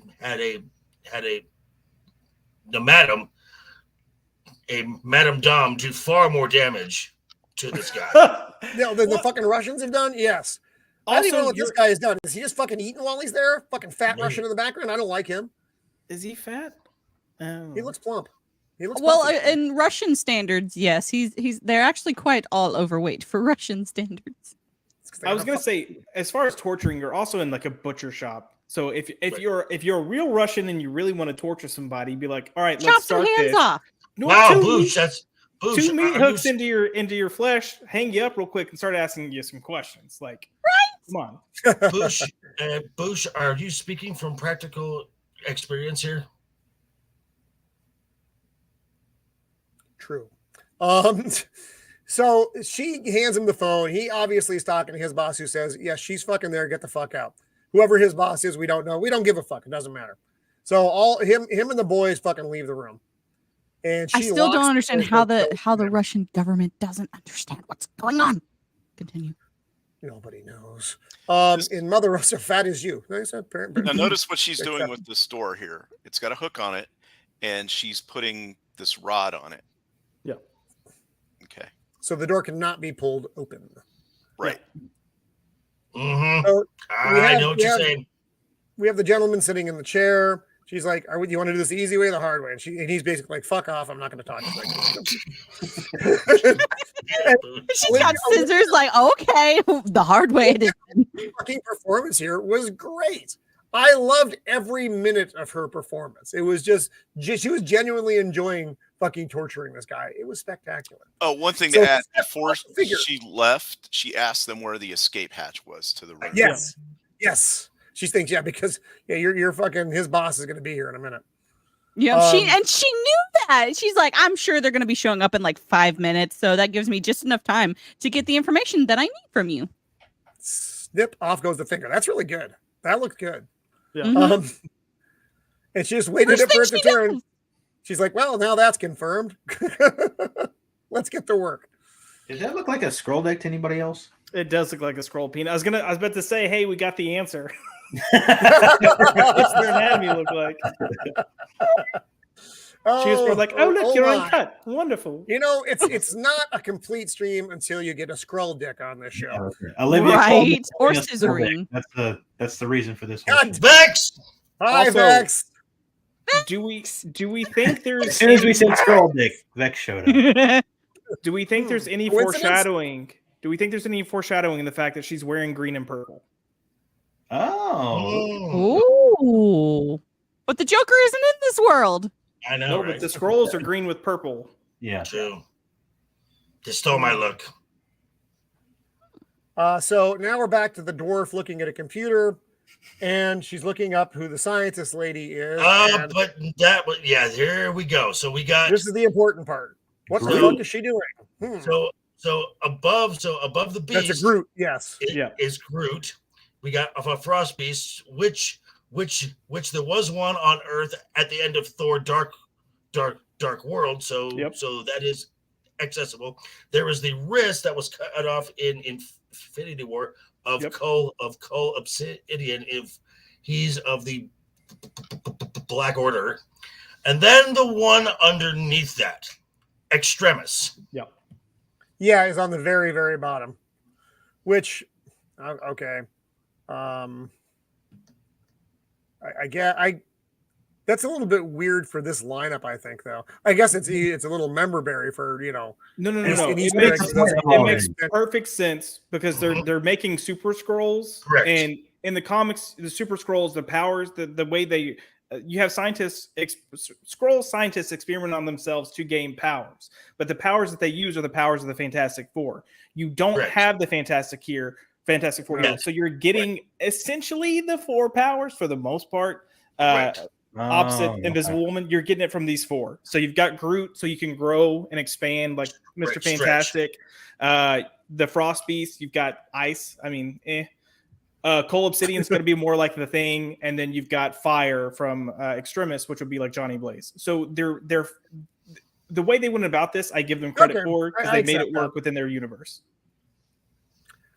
And then fucking G-Love and Special Sauce walks in. She's like, "What are you doing, lady?" And she's like, "Oh, nothing. I'm just checking out our new recruit. He looks fine."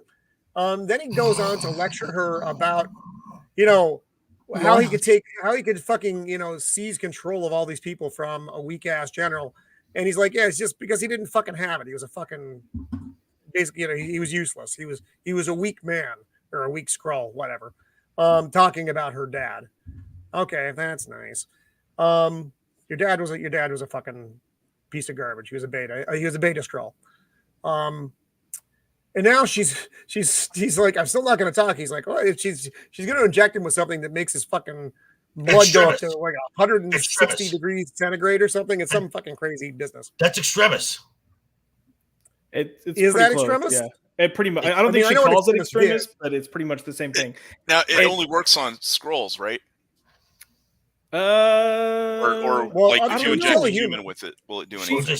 She made a comment that it gets everyone to talk. The reason I mentioned the comment earlier about the anatomy, I think they have the presence of human anatomy, but their actual anatomy remains different.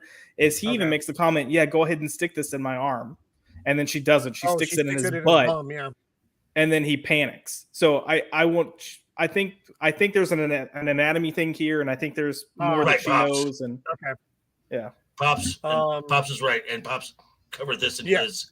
Now, because what comes after this, Gravik and his guy, they come into henchman number 1 to rescue him. But if this truly is Extremis, or that's what they want us to think it is, they should have opened that door up, or not been able to open that door up, do whatever. But when they got in, there should just be body parts all over the place. That would have been more interesting. Well, because he would have. Because he does actually give her info. Go ahead, Josh. Yeah, I was gonna say I don't know if anyone watched Agents of S.H.I.E.L.D. Agents of S.H.I.E.L.D. They find out how to curb Extremis so it doesn't cause people to blow up. And if anyone's like, oh, it's not canon, Marvel has updated their website to include in Nick Fury's bio that he helped Phil Coulson during episodes of S.H.I.E.L.D. So I think they're finally being like, all right, we are going to include this, which I'm down with. I'm fine with it. Which means the horrible Inhumans are canon now too. Oh God, let's hope not. At least not the show itself. But the guy who played Black Bolt was in the multiverse of meh. Fair. Don't be surprised if Chloe Bennett pops up on the show by the end. I've heard she's going to show up somewhere. What's a Chloe Bennett? She's Quake. She was in Agents of S.H.I.E.L.D. Yep. Which I didn't watch. Okay, it's fine. So he tells her that there's a big fucking gene, and does he talk about the gene splicing? He gives away some secrets. He says he has a lab, and that's all we hear. And so I mean, she makes some assumptions from this, and then he says he has a secret lab, and he gives up the name of Dalton, the adult. Yes, and from that she can probably surmise what's going down with her intel. So she's like, "Thank you for your help." She goes off to make a phone call.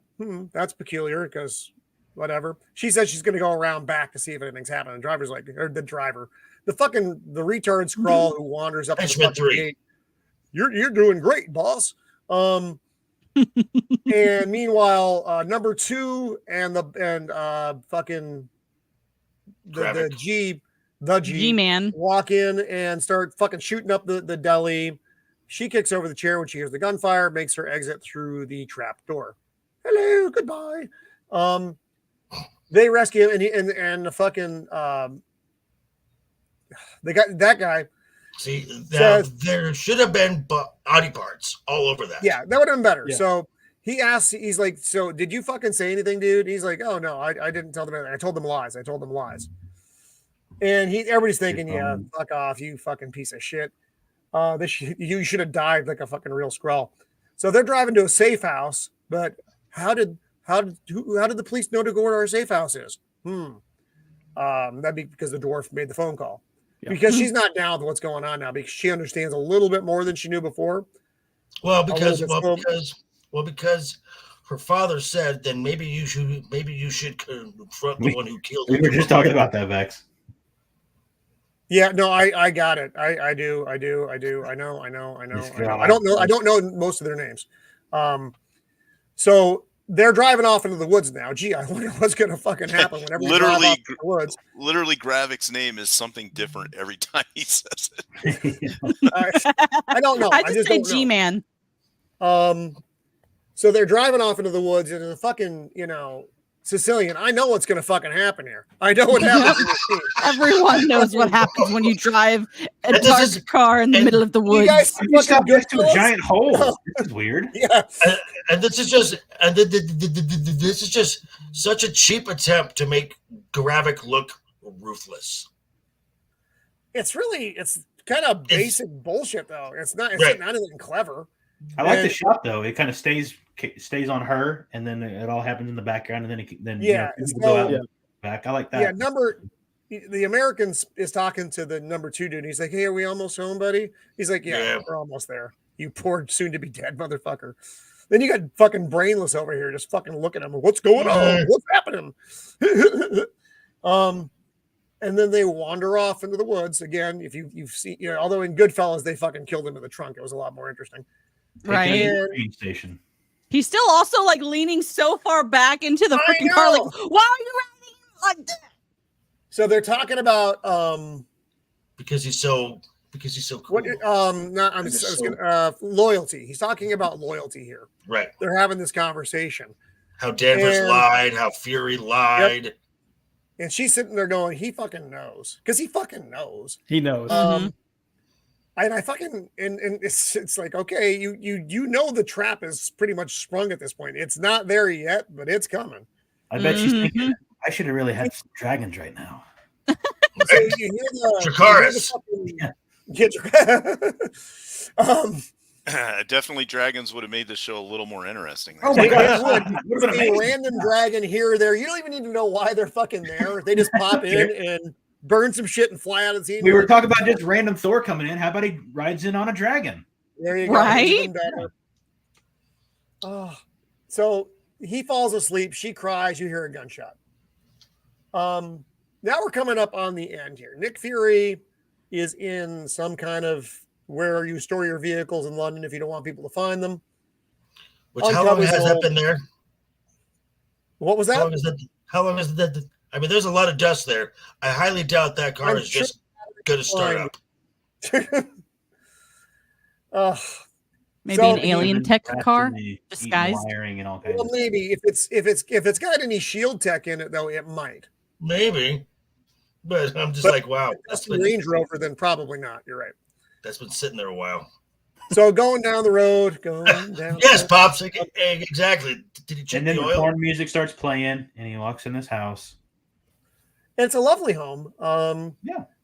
There's some, but so you see Green Lady cutting up what appears to be a zucchini and making peppers. She's making some kind of vegetarian dish, which I probably don't approve of. And there's some kind of I don't know if it's like light jazz. Wait. We saw her at the beginning of the episode. Yeah. Did we? Yeah, Yes. she was the one with the young Gravik.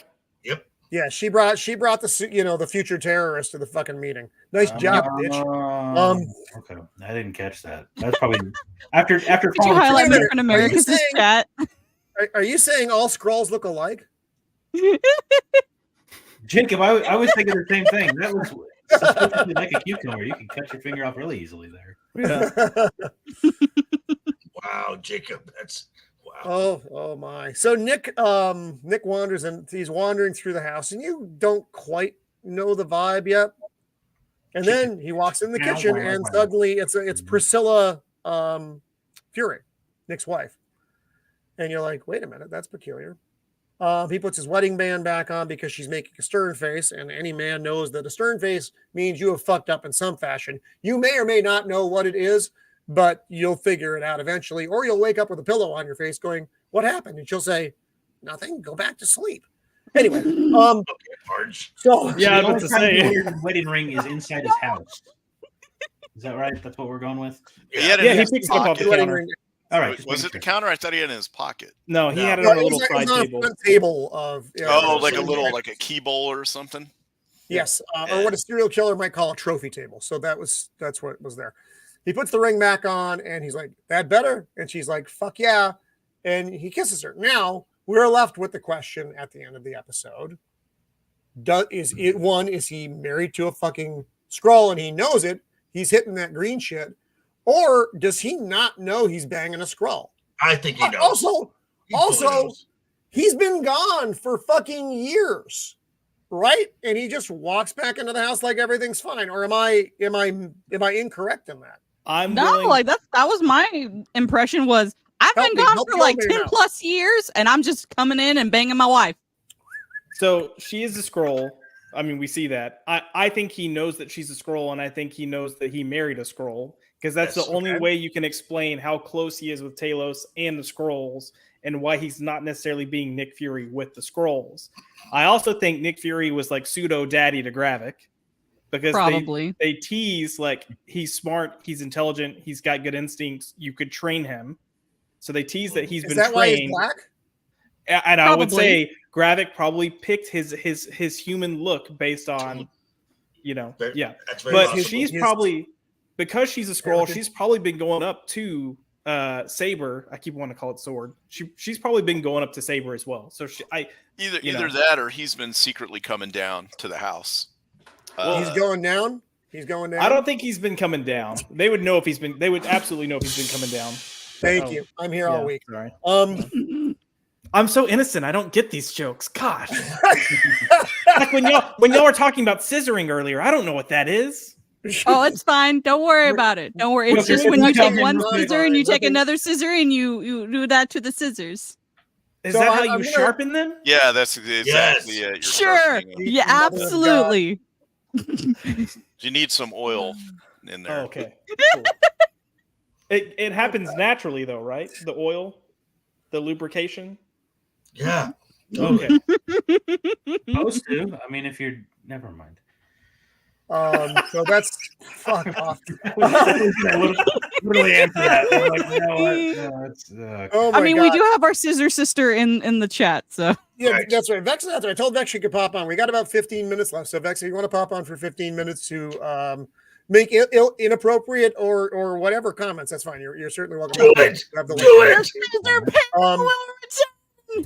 So we're 2 episodes into this, and I'm already bored as fuck.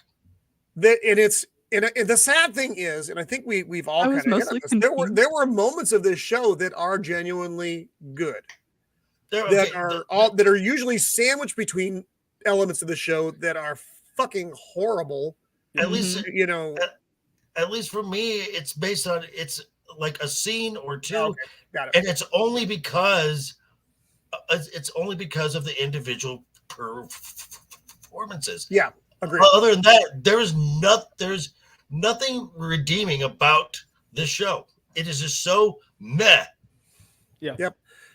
For me, thus far, this is for me, and you guys, I'd like to hear you on this. I think we agree. Olivia Colman fucking highlighted the show. Agreed. Absolutely. And then Don Cheadle, also, he's my number 2 in this. Those 2 actors are the best part of the show, and you only get, fucking that much of them. Other than that, it's Ben. Yeah. Oh, Ben Mendelsohn. Yeah, Ben's given really Mendelsohn? understated stuff, so I like what he's doing, but I'm biased. I'm biased with Ben. I still think overall, like if these actors were given better scripts, it would have been great in my opinion, because these are some fabulous actors and actresses. What's bad is they went through and changed the scripts. So Rob Burnett, he got a script for episode 1, and he even mentioned like that opening scene is just a shitbag of what it actually was in the initial script. And it seems like the feedback coming back from Disney and Marvel was that it's like, hey, look, we get it. We want to do something darker. We want to do something with spy like tones, but we don't want to go that dark or that serious. So they dumbed it down. And it's like, if you're gonna go there, you need to go there. And did they? Well, yeah. Which is because they had an espionage film, which is arguably one of the best films. Agreed. In the entire Marvel Cinematic Universe. Yeah. No, Zach's no. The answer to your question is no. Samuel L. Jackson is just Samuel L. Jackson kind of wandering around the set, not saying fuck, because he'll probably they may have they'll find him or whatever. But otherwise, it's just Sam Jackson wandering around the set and then giving inflammatory interviews later on. That's what you got. He's also wearing a contact. He's wearing a contact lens for his well, that's true. Scratch. Yeah, and that interview he gave with your show dropping just almost right after that, and your friend having a film in November, which she's been trying to stay out of controversy, and now you just threw her right back into it because that's the only stuff she's. Was he drinking a Bud Light while he was sitting in a Target shop? Like gave the interview. Maybe. It's still June. It's a waste, though. I think that's the biggest takeaway from this. It's a waste. It's a waste of what could have been, because you see the elements there. Like I said, I think the look of the show is generally very good. I like the score of the show a lot. Oh, I love that opening score. I really did. It's reminiscent of old James Bond. Gypsy. I thought it's good. And then the problem is you introduce the story, and as soon as you see fucking Bilbo jumping off a fucking roof, that's the speed with which the show fucking goes down. That fucking fast. It's like, oh no. And you know how they should have done that opening scene? Instead of having Everett Ross go meet up with the guy, they should have had the conspiracy theorist guy get caught by Skrulls, try to escape. He calls for the pickup, like I need help. And Bilbo picks him up. And Bilbo gets him and then kills him. And then Talos is coming out. That would have played out so much better. Also, that POV shot was. It's like we've seen spy movies before. Go figure. Yeah, it's one of those things where it's like, part of me is watching this, and look, I don't mind the talking. I come from a theater background. When you're writing, scripts for stage, it's nothing but not musical theater. God, no, not musical theater, just straight plays. And all you get is talking. Way better as a musical. Please don't. Do not give Disney or Marvel any ideas. God, give something. But I'm black and I'm old and I'm I have a question. So, like, was Bilbo? What was Mr. Baggins always a Skrull? So, like, has this entire time he's been a Skrull, or was he like replaced? Like, I have those kinds of questions. Like, wait, was he a bad guy? So then was he a Skrull when he was married to Madam Hydra? That's one of the things that I don't even think they're going to answer that. I don't think they thought of that. I think they were just like, we should pull him in for this. Wait, did these folks go to the J.J. Abrams School of Writing? The mystery Probably. Well, no, because this is Kyle Bradstreet. Kyle Bradstreet wrote this, so he did Mr. Robot, and he's like a fantastic writer. So it's just Mr. Robot was. I didn't. Although series season 3, seasons 1 and 2 of Robot were very good. This is what happens when you've got the big wigs in corporate saying what creators are supposed to be able to do. I think that's where a lot of the even if like we said, the actors fabulous, but they were limited by what they were given. I think the same can probably be said for not all, but some directors. I bet you some of those big wigs are like, hey, you can't do XYZ thing, and that stifles their creativity. It's for big wig. Some producers. You looking at Kevin? Keep sucking that Chinese honey sausage there, Kevin. And I bet you it's probably they handed these directors a script hey, this is the script. It's well, wait a second. Don't I have input? Yeah. So interesting kind of tie-in story. Major studios drop out of Comic-Con. This is from Fox 5 San Diego reporting. So Marvel Studios is not going to be at Comic-Con. Nope. HBO, Netflix, Sony, Universal, none of them are going to be at the San Diego Comic-Con. Oh. So it's kind of like Comic-Con's actually going back to its roots. Not by choice. Right, not by choice. And people that have bought tickets have already bought their tickets. And no, you're stuck with them at this point. 98% of them are not coming for the comics. No. This is all because of the pending actor strike. I mean, that's why they're pulling out, because the only reason you're going to have these studios there to do a Hall H is to show off your actors, let them say a few words, and then show a clip or a trailer or something like sizzle reel. And if the actors strike, which they have one more day to potentially strike. It's tomorrow, so they're going to strike.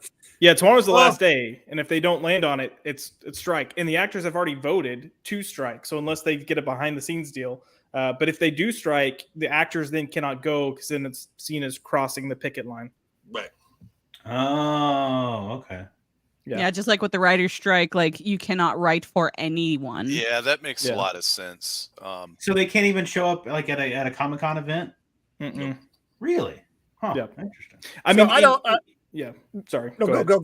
I was going to say, even beyond that, they clearly aren't supposed to be signing deals and stuff too. But yeah, they're not supposed to do any marketing media, because that would technically be part of their job of what they got hired for. Okay. Yeah, I mean, I guess I can see that from the union's side. And you're right, though. The problem right now for attendees of Comic-Con is you already bought your fucking ticket. It kind of is. You're going to fucking Comic-Con, or you're not. I stopped going. What year was the first year that they had it back? 21, I think. 1921. You went to that one? No, well, I was also at that one. That's true. That was right after the Spanish flu epidemic. Yeah. It really cut down on attendance. It was nice. But I believe 21 was the first one. Yeah, they did it. They did it. Yeah, they did it in November of 2021, and it was Thanksgiving. Oh, that was the special one. That was the weird one. I didn't have tickets for that, but it was 22. It was 22. Okay. It was 22. So 22, they were still requiring you to fucking wear the thing on your face at San Diego Comic-Con. I'm like, the fuck I am. California. So I tried to get my tickets back, and they're like, yeah, it said in the fine print of the fucking thing that you bought 5 fucking months ago that you were going to have to do this. I'm like, well, I guess I'm not fucking coming. Fuck yourself. And I lost $100. But you know what? It was worth it to me not to fucking go, because I didn't want to deal with the bullshit. I'm not good at bullshit. It's not my thing. I mean, it's right here. The War of 1812. Wait, but they had those costumes. They did have some great costumes back then. That is true. I'm sorry. It was in New Orleans that year.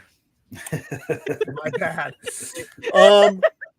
Here, let's go ahead and go around the horn here.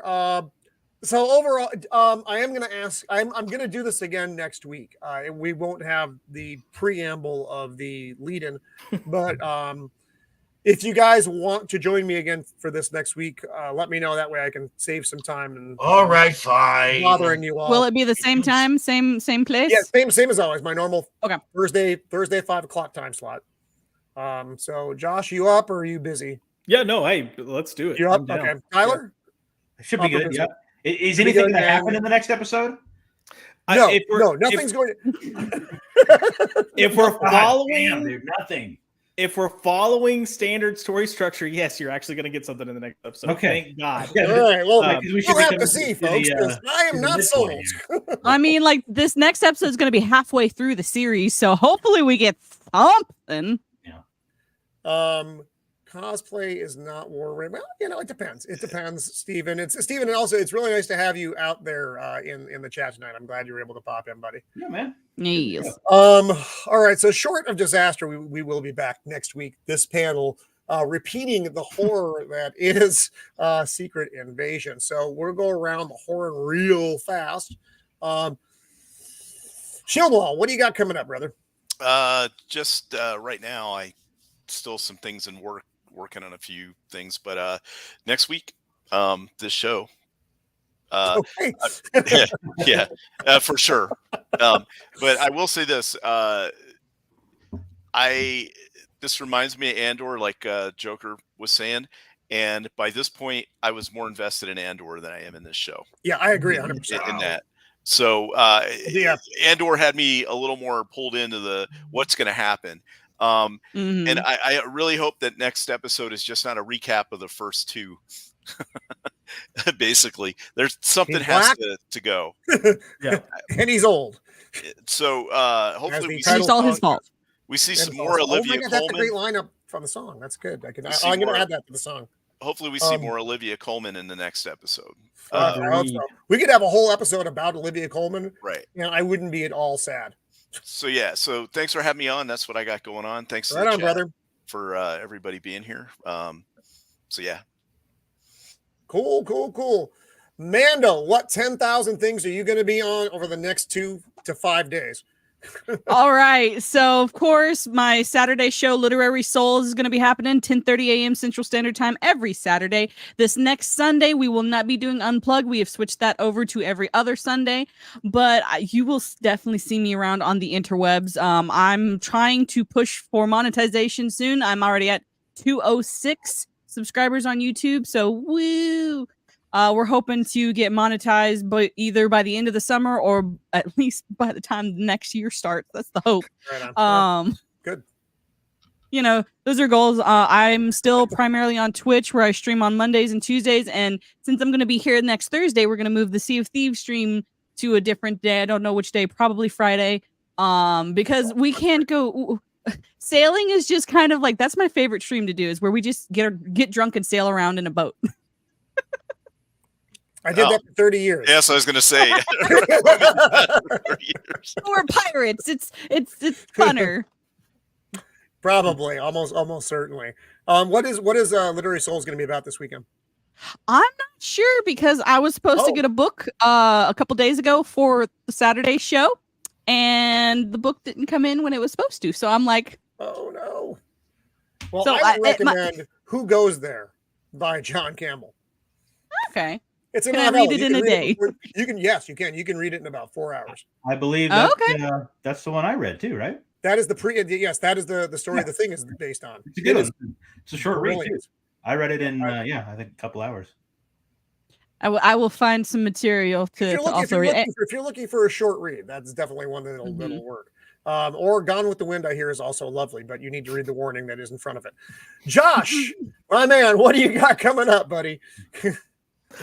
I'm not gonna say Mamie's line of what kind of house person she is. So what's going on about birth and no babies, Josh? So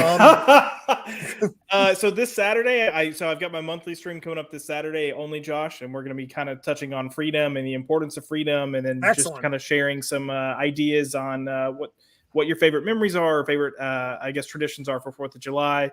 Every Tuesday, we've got Culture Popped, which is just kind of like a pop culture discussion show. We touch on 3 main topics each week. And then now that I'm done with my licensing stuff and I have more free time at night, we're taking the channel balls to the wall. We have a new show rolling out in July called Graphic Content, and it's going to be where a panel of people discuss a comic, specifically a trade or a graphic novel. And look, we're eventually going to move graphic it where it's weekly instead of monthly. So if you wow. like comics, hey, if you like comics, come on board. If you're a film person too, come talk to me because in August we're going to debut Real Talk, which is we're going to go through films each. Wow, dude, you are rolling it out. That's nice. Oh yeah, that's good to see. That's exactly the opposite of what I'm doing. So that's good. That's good. Me too. Yeah. So cool. Thank you for being here this week, Josh. It's always good to have you here. Tyler and your beard, what do you got coming up, buddy? Yeah, I've got a bunch of like reviews I've been wanting to do, and I'm hopefully going to get some of those out in the next couple of days or so. But yeah, maybe Monday another little something with some Game of Thrones. I don't know. We'll see what happens there. Could be some dragons, could be some boobs. I don't know. We'll see about that. But yeah, man, Roman, thanks for having me on. No, always good to have you, brother. Joker, what do you got coming up, buddy? Well, let's see. I left a little link in the private chat that if you want to pull that up, I still have got my fundraiser going for the Stuttering Foundation of America. Give me 1 second here, and I'll bring it up on the screen. I know how to do this now. I'm actually pretty proud of myself. I couldn't have done this like a month ago. Joker, that's a link to Pornhub. What are you doing? No, I've been avoiding that for I'm sorry. That was my other tab. Even worse, it's Japanese Pornhonub. So you know you're going to You have to give out the specifics on me, man. Come on. The law, God. It's that wholesome family video involving two women in a drinking apparatus. Nothing to see here. So this is the shirt. This fundraiser is going to the 15th of next month. It's already been going for a little bit. It's been going for 2 weeks now, so we got a few weeks left to go. And 100% of the proceeds are going to the Stuttering Foundation link. I think the link is in the maybe put the link in the chat too. Who knows?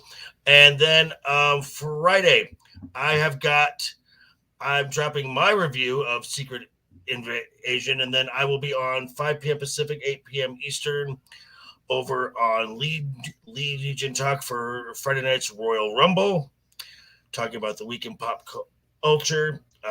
Brand new trailer for Dune dropped, and it looks badass. Oh, there's another one for Dune? Oh, yeah. Yeah, it just dropped today. I didn't know. Yeah. Oh, I got to check. That's actually a movie that I'm going to go try to see in the theater. Yes. I'm excited about that. And other than that, thanks again for having me. Thank you everyone in the chat who came in from Mando, from me, everybody. So rising tides lift all boats, and Mando was talking about demonetized. I'm like 19 away from 500.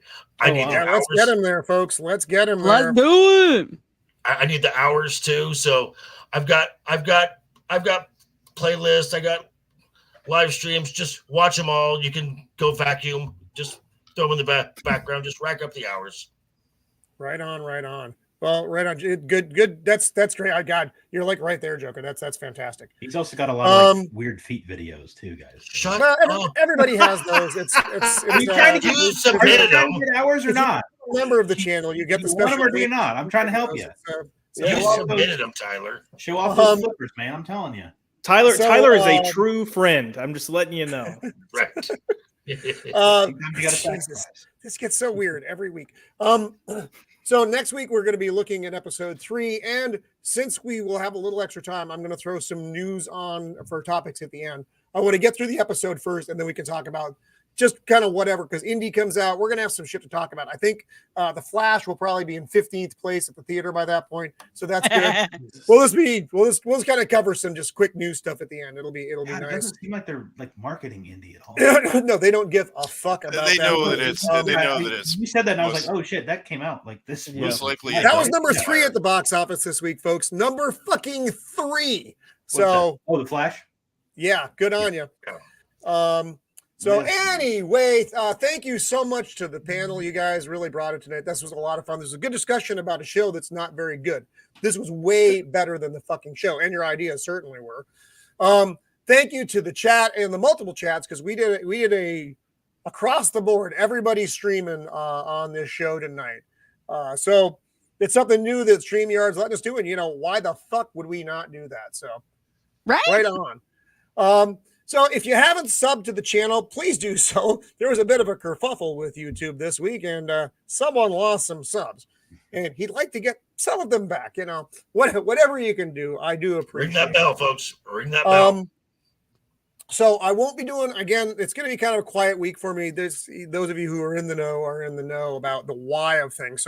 But the Thursday show is going to be out there. I'm going to try to do an action figure show sometime this week because I have a fuck ton of action figures that are new that I'm going to incorporate into the display, and I want to show off the new wares.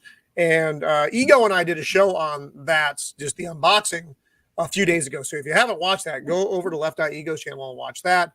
And over on Pop's channel, we did a kind of a long form look at Old Man Logan, which is 9,000 times better than the movie. If you haven't read the book, go watch Pop's channel, watch that review, and then go read the fucking comic book, please. So anyway, that's it. That's it for this week. It's been fun. I appreciate everybody being here. And as always, be kind. Doodles.